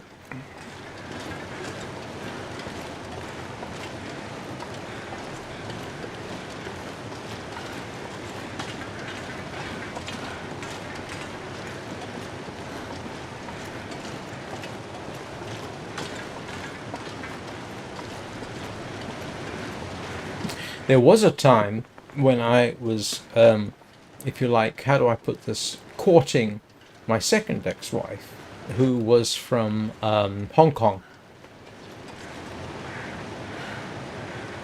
Well, you see, I pronounce you Dani, D-A-N-I, and I stretch out the A for reasons I could not ever adequately explain. And I've got no idea if it's correct or not. I suspect there's a bit of influence from the Game of Thrones there.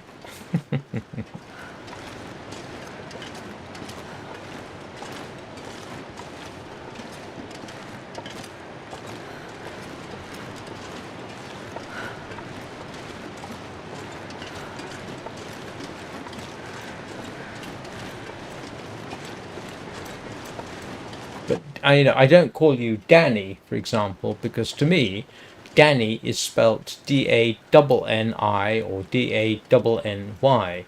Without that extra N, if I remember my pronunciation correctly, Danny is how I should pronounce that. Ah.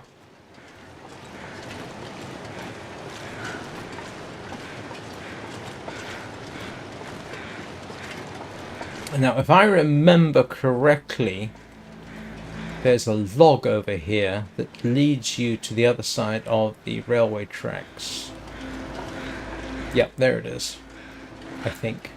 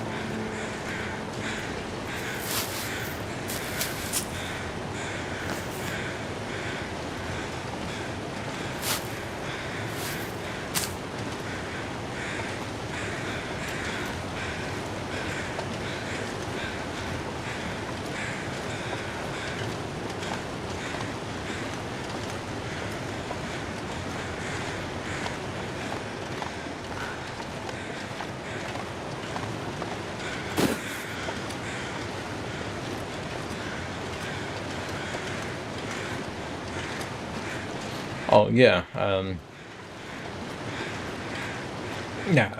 The ability of English-speaking people to mispronounce your name is almost legendary as far as I'm concerned.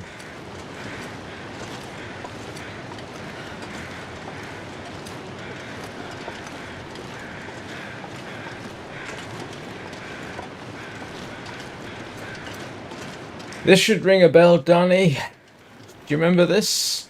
Me in the middle of a blizzard, in a panic, because I don't have a pot and I don't have a bedroll, and I couldn't find the bed in the cave, and I'm coming back through here in the middle of a blizzard.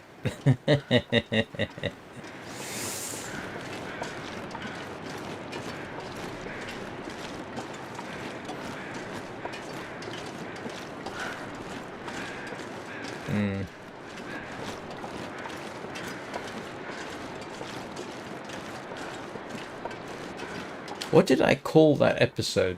The Long Dark, Never Give Up, I think.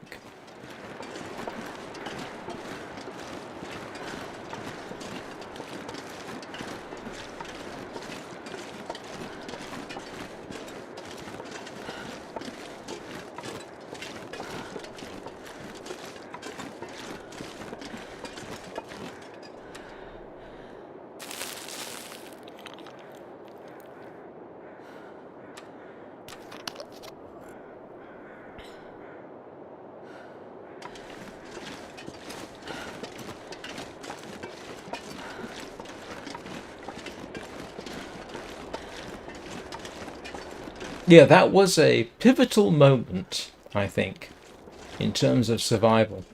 If in doubt, don't give up. At least in the Long Dark. Actually, in reality, too.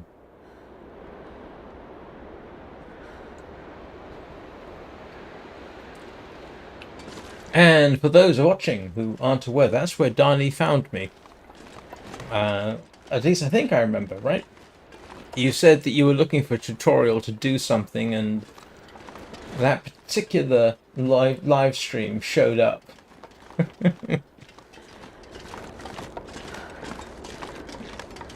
Please correct me if I got that particular anecdote incorrect.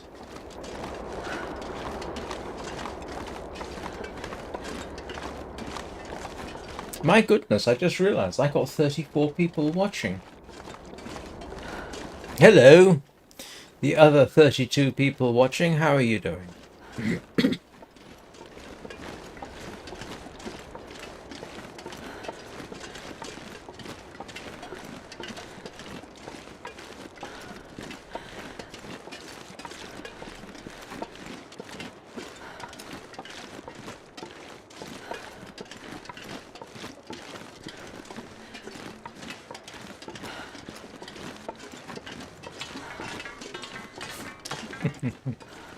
And Danny has been kind enough to stick around ever since.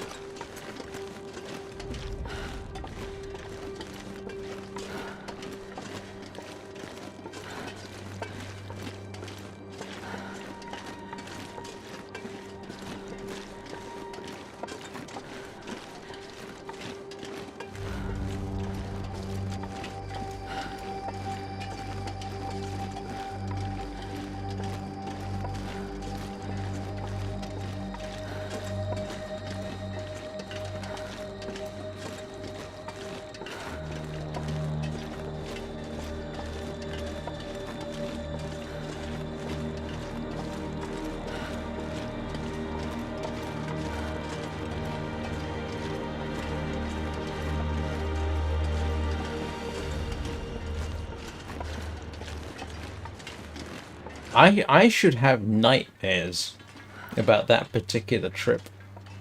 You know how you dream about video games if you played enough of them? For some reason, that is not one that shows up in my dreams. Probably because it was ultimately so successful, but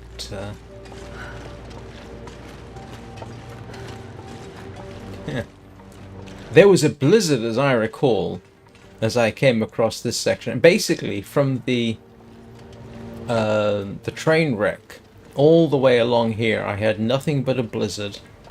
And as I recall, as I exited the ravine, it was full dark.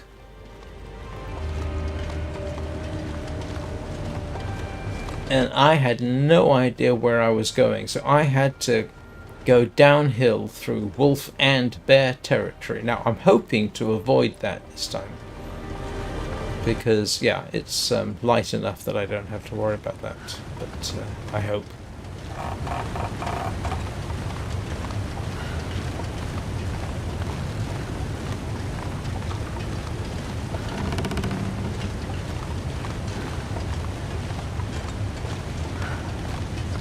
I will be switching over to the rifle, though, in a bit.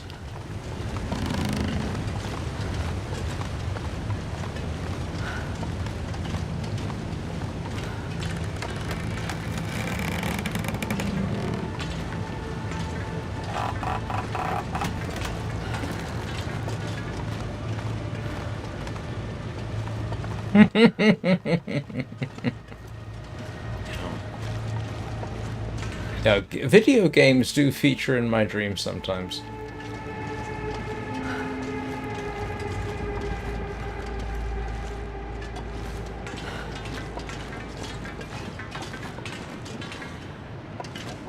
Yes, yes. I do understand that.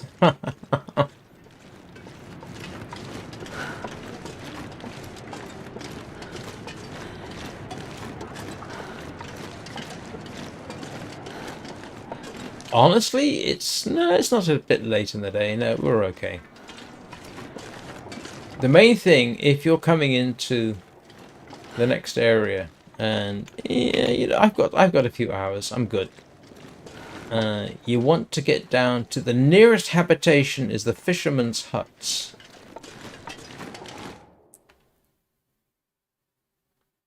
This pack is getting too heavy to carry. And this is where we want, arguably, the rifle.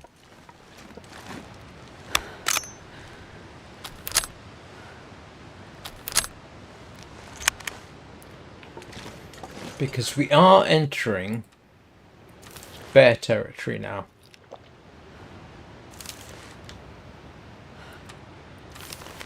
And so what we're heading for is it's probably the fisherman's huts. Now,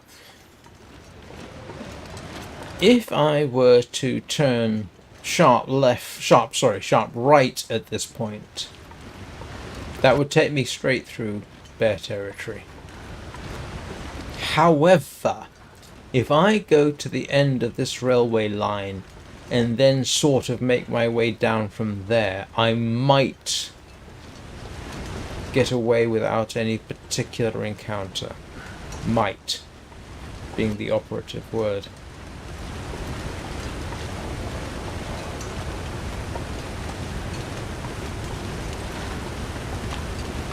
Now imagine doing this at night in the middle of a blizzard.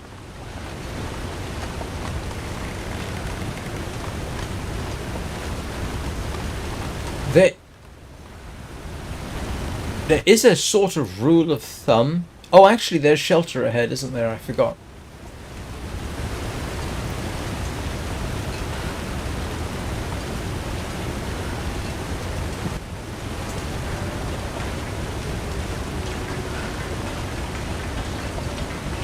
Oh no, I mean there's there's at least one place where you can essentially get unlimited bear. I'm not going down there. I think there is, if I really need to, there is a trailer up ahead.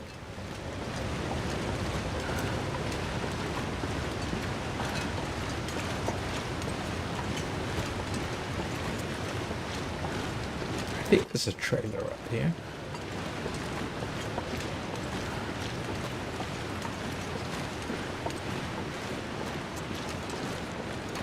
Yeah, I think it's over there.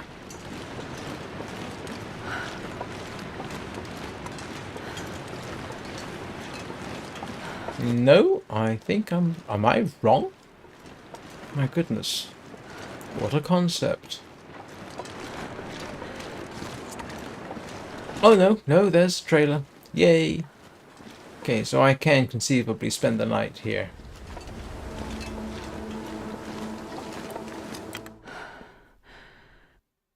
I'm not going to be able to carry this load for much longer.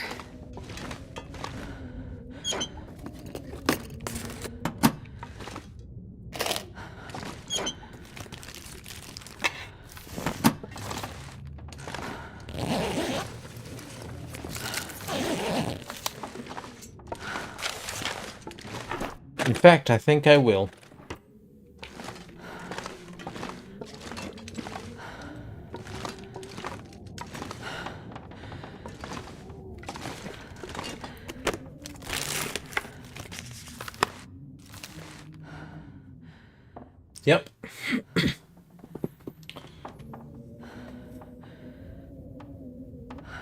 Oh, I forgot about fat. I actually know what you mean by Fat Bear Week. You never know. Being useful?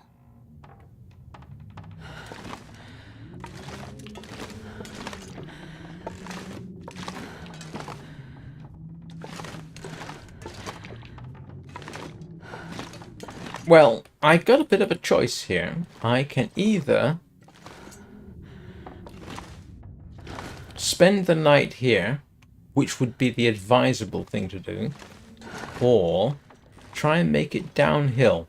So I tell you what, while I make that decision, my coffee is galloping through my bladder right now. I will, you know what? Yeah, let's see if we can make it. I'm going to have to take a break for reasons of nature. If you can't hear it, nature is calling, saying, please come and deal with something. So, intermission will follow, and then we'll make it down to the coastal highway proper. Hopefully in one piece.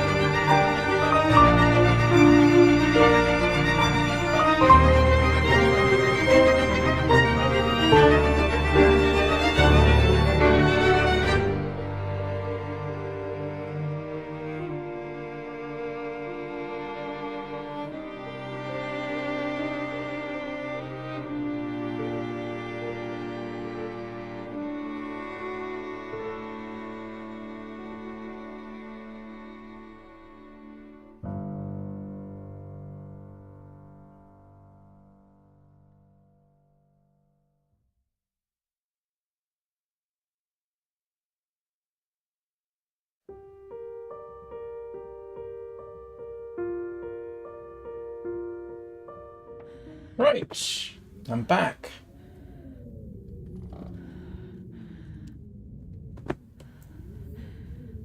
I have a request.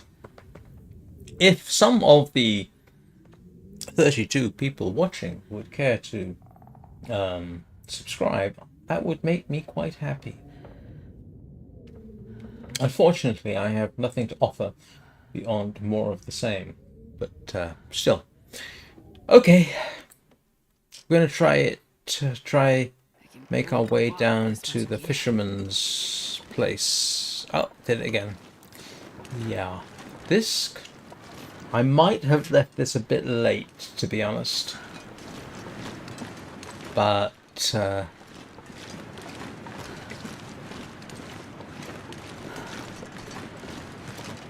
34. Hello, Andy. Huh? Well, in principle, if I just follow this road around, it's comparatively safe. You know, comparatively. Yeah, for various values of comparatively.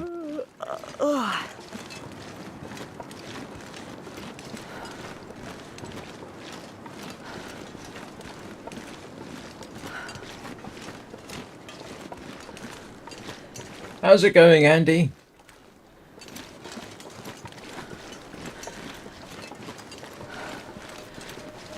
I have a question. Is your name in any way related to the British TV show from my youth called Andy Pandy? And I don't remember anything about it beyond that it used to exist and I probably watched it.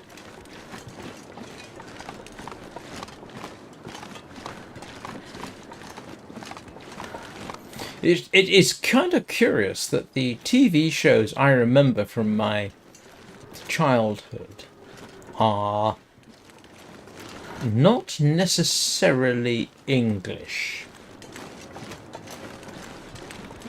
They're both pretty annoying.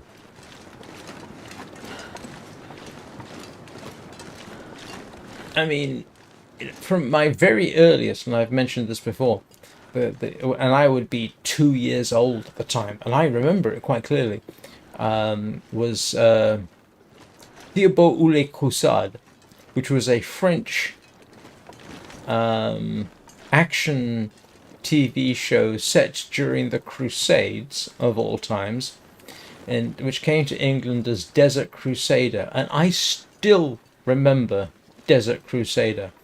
I used to run around with a towel, and I was, 2 years old. Actually, probably younger than that. I used to run around with a towel tied around my neck like a cape, because Theobald had a white cape, because I think he was supposed to be a Knight Templar or something like that. Oh, okay. So yeah, that's one of the earliest TV shows I remember. You'd never make it these days because of the association of the Crusades.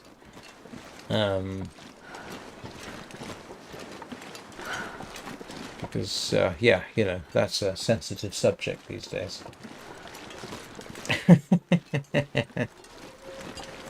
But the other TV show I remember as a kid was what was it called? The Banana Split Show? Which was American.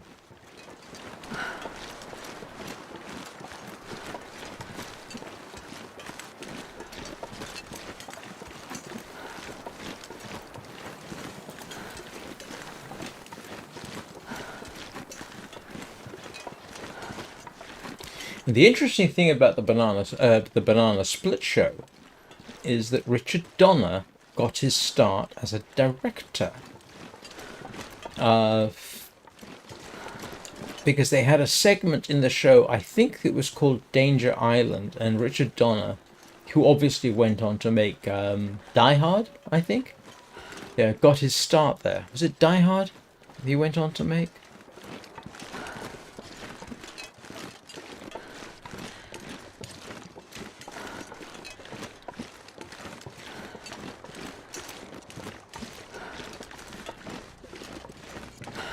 I mean, that's not to say all the TV shows I remember from that time. Oh, well, of course, Scooby-Doo. Yes, of course. Scooby-Doo is almost a must-watch for anyone who who values rationalism. One of the things in retrospect I loved about Scooby-Doo was that for all the scary situations they found themselves in, there was always a rational, non-supernatural explanation for it. Yeah. Oh, and the Pink Panther show.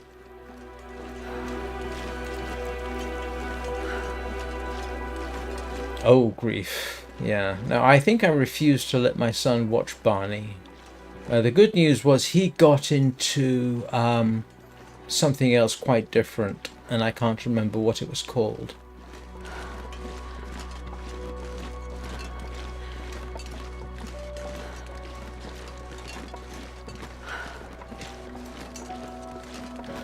Now, imagine in the middle of a blizzard and you don't know where you're going. What I did was I went straight down the hill over that way. I didn't follow this track. So, yeah.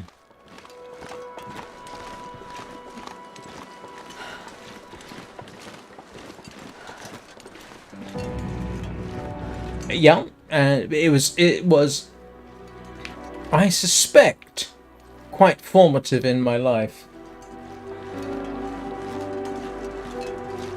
Oh, I watched Looney Tunes and Courage the Cowardly Dog as an adult.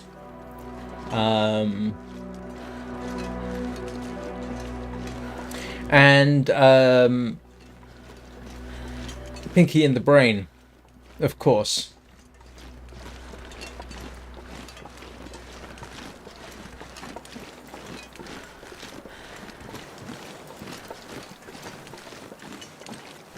Oh yes, I mean, yeah.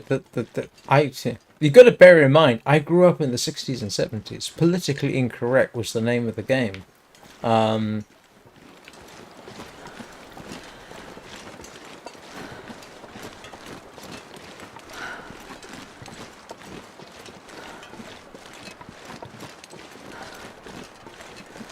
You would never make those shows these days, and you know, for good reason.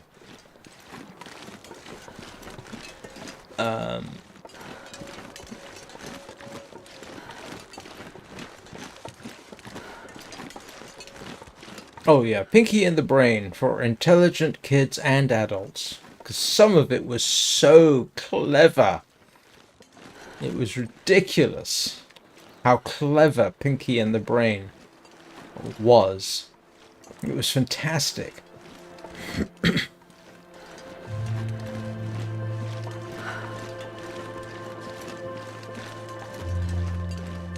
Okay, we're getting somewhere here. Yeah.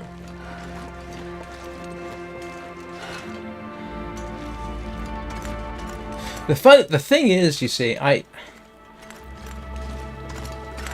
understand why my generation complains that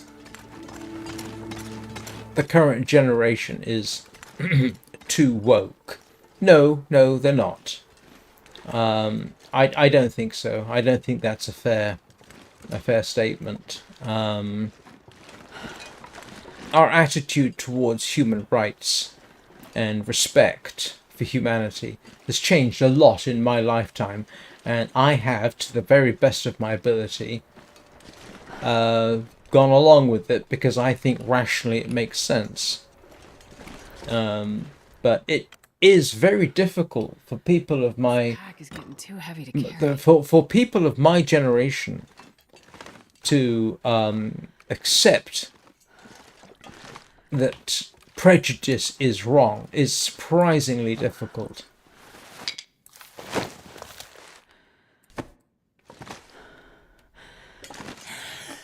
Pinnacle Peaches! Eat Pinnacle Peaches for all your daily nutritional needs.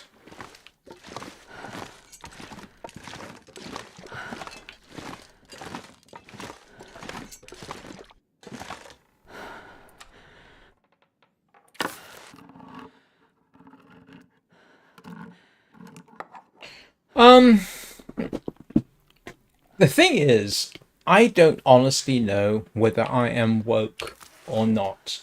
I don't care. what I care about is that people should be treated with respect. Everybody is equally deserving of respect, regardless of, the people are. Some of their ideas are not, but the people are.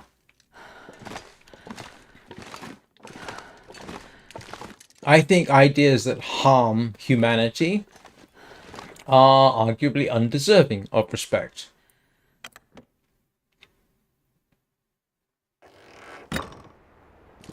I'm not gonna be able to carry this load for much longer.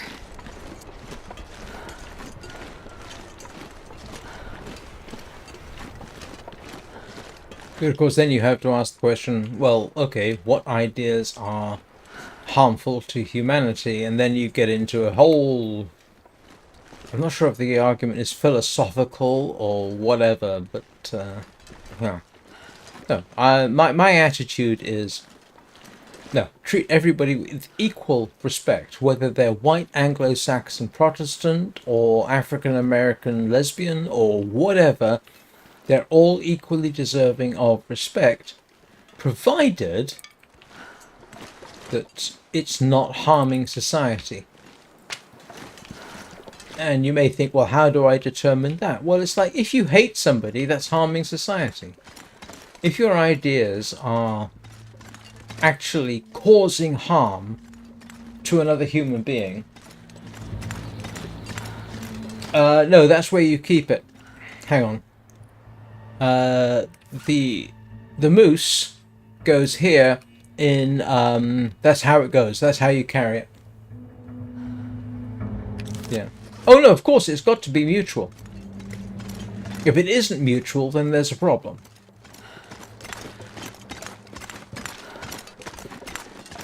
I'm trying to get to the gas station, by the way.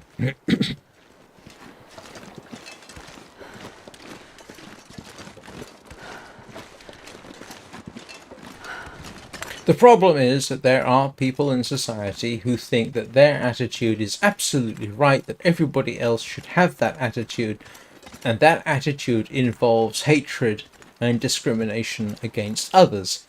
And I'm sorry, I just do not go with that. I don't see the rationale behind it. I don't see how you can justify it in any way, shape, or form. And I may be taking a risk here, but let's take... yeah, let's take homosexuality.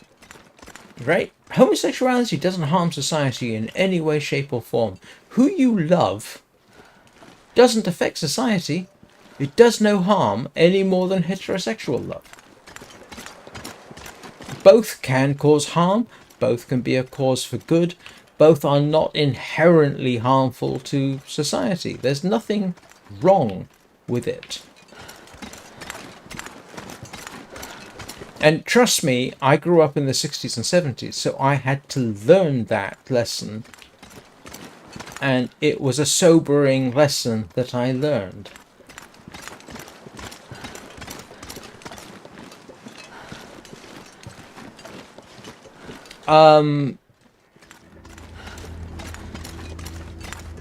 Okay, now we're getting into politics, and I'm not prepared to go with that.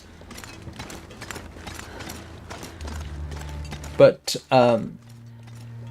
homosexuality has been around for as long as human society has, and it's never harmed it. Look, even if, say, 10% of human society is homosexual, how does that harm society? Oh, that's right, it doesn't.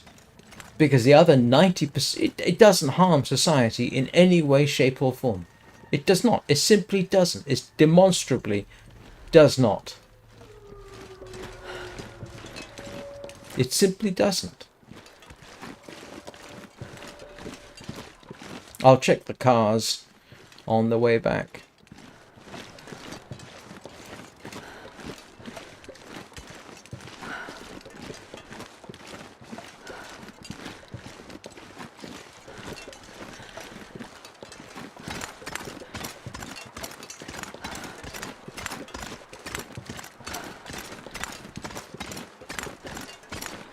Oh yeah, no, a lot of it is about control.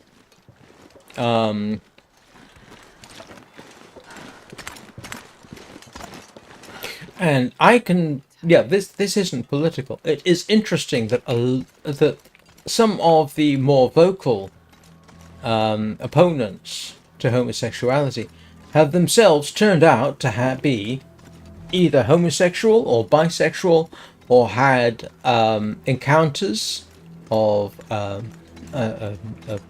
what should we call it, a dual nature. So they're liars and hypocrites. So, no, it's ludicrous. There is no rationale for that prejudice.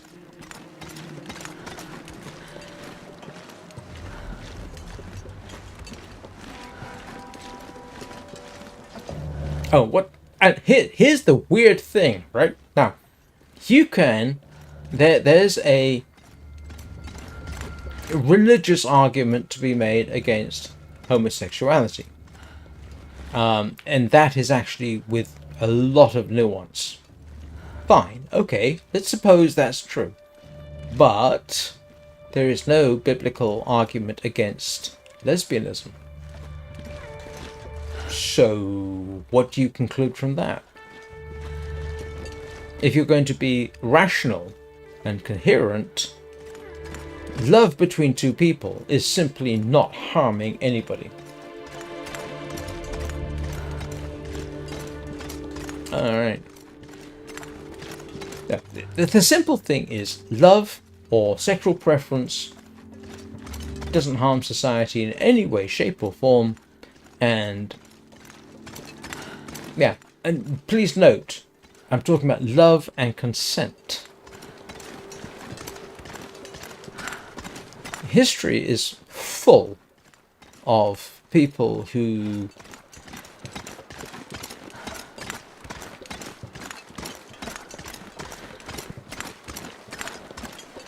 did not go along with consent.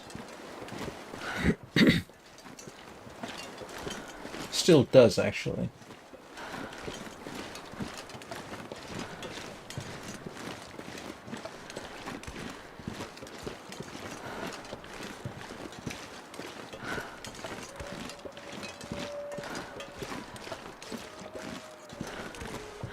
And yes, you know,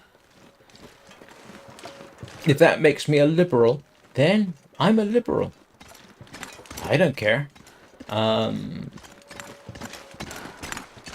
like to think that my attitudes are not, or should not be, linked to any particular political label. I don't think they should be. Respecting other people is...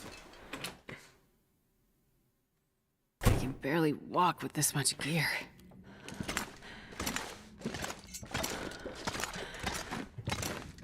Oh, well. I think I've given hints about what I think about the church during my streams at various times. Right! I'm here! I got to the Quonset hut! Yay! Result. And I didn't get eaten. Or even mauled. Or even dangerously threatened.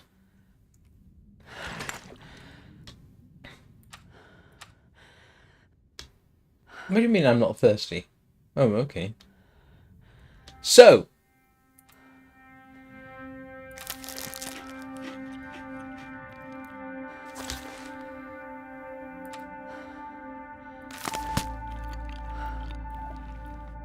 What I am going to do now is...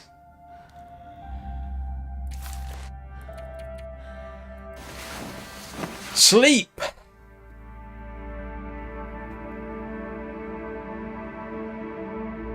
Oh, it's called the Quonset hut, yes. It's the gas station / Quonset hut.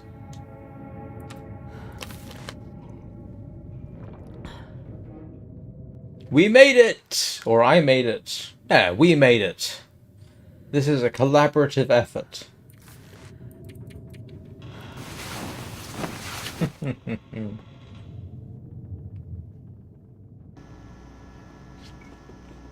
Oh, I know what you mean, Danny. This happens to me in Warframe, and The Long Dark, where people use abbreviations, and I'm like, I'm sorry, what? I don't know what you're talking about.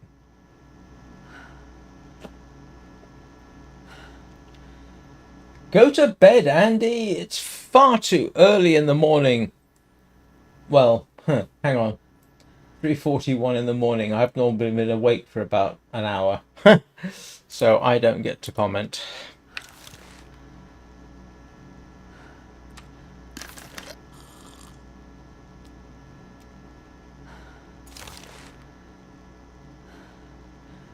Now, the good news is there is a distinct chance of a revolver in this general region. There's a couple of places you can find one.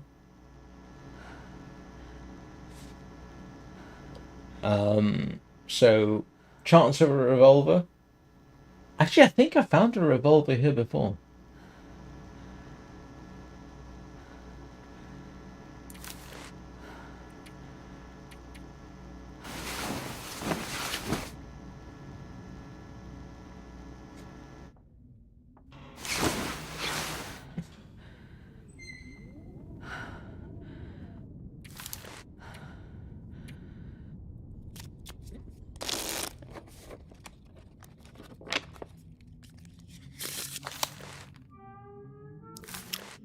Right.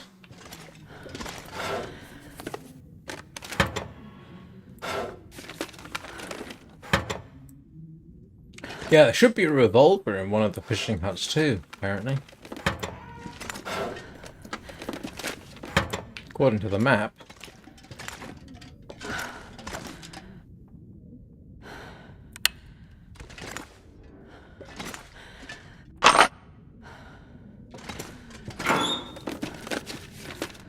Hope nobody needs this anymore.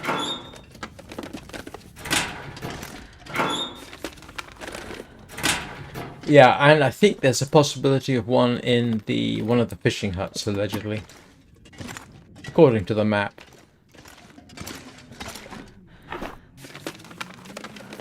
Yep. Oh, absolutely. Lots of chances for irritating the local wildlife.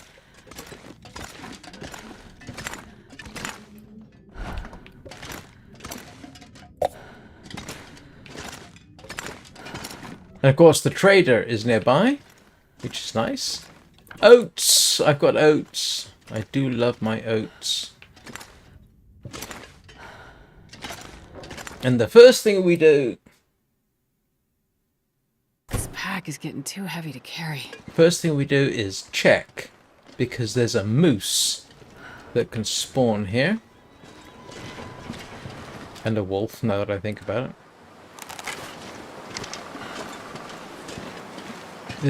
There's a moose that can spawn over there, and it can spend time over in that direction. And I know there's a wolf around here. There's always... And there's the bear!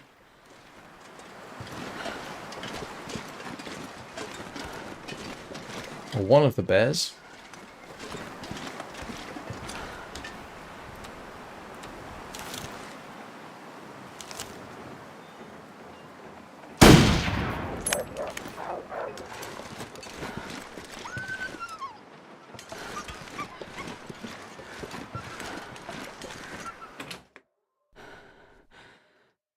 Yep.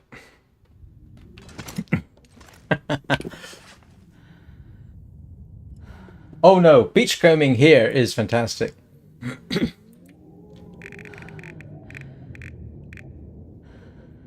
Right.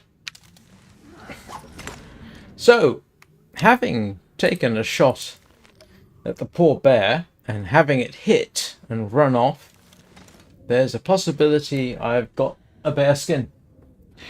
So,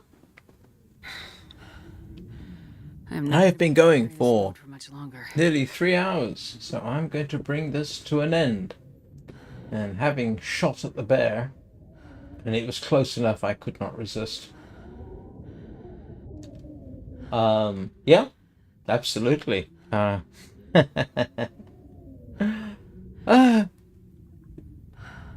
was...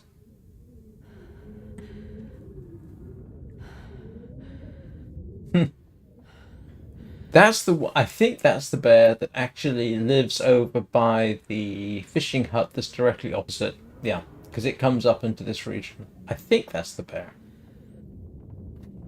So, I should be back this evening for Warframe, if anyone's interested. I've done some stuff during on Saturday before my guts decided to betray me in spectacular fashion. I did some stuff in Warframe, which you may or may not notice in my next session. So, thank you everyone for watching. Please like, subscribe. Please subscribe. Okay, that's the begging done. Come on. Of the 32 of you watching, 1 or 2 of you don't want to subscribe to this wonderful content.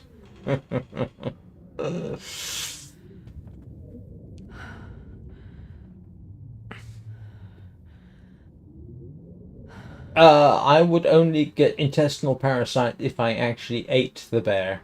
But the deer hide is worth having. Sorry, the bear hide is worth having. So, yeah. I hopefully will see you all later, unless I fall asleep or something daft like that. Have a very good day, everybody. I do appreciate your time, and some of you who have been watching me for hours, I know this. Remember, hug your Kubro, hug your Kavat. That's for the Warframers. Be kind to animals and children, and be excellent to each other. I will see you all next time.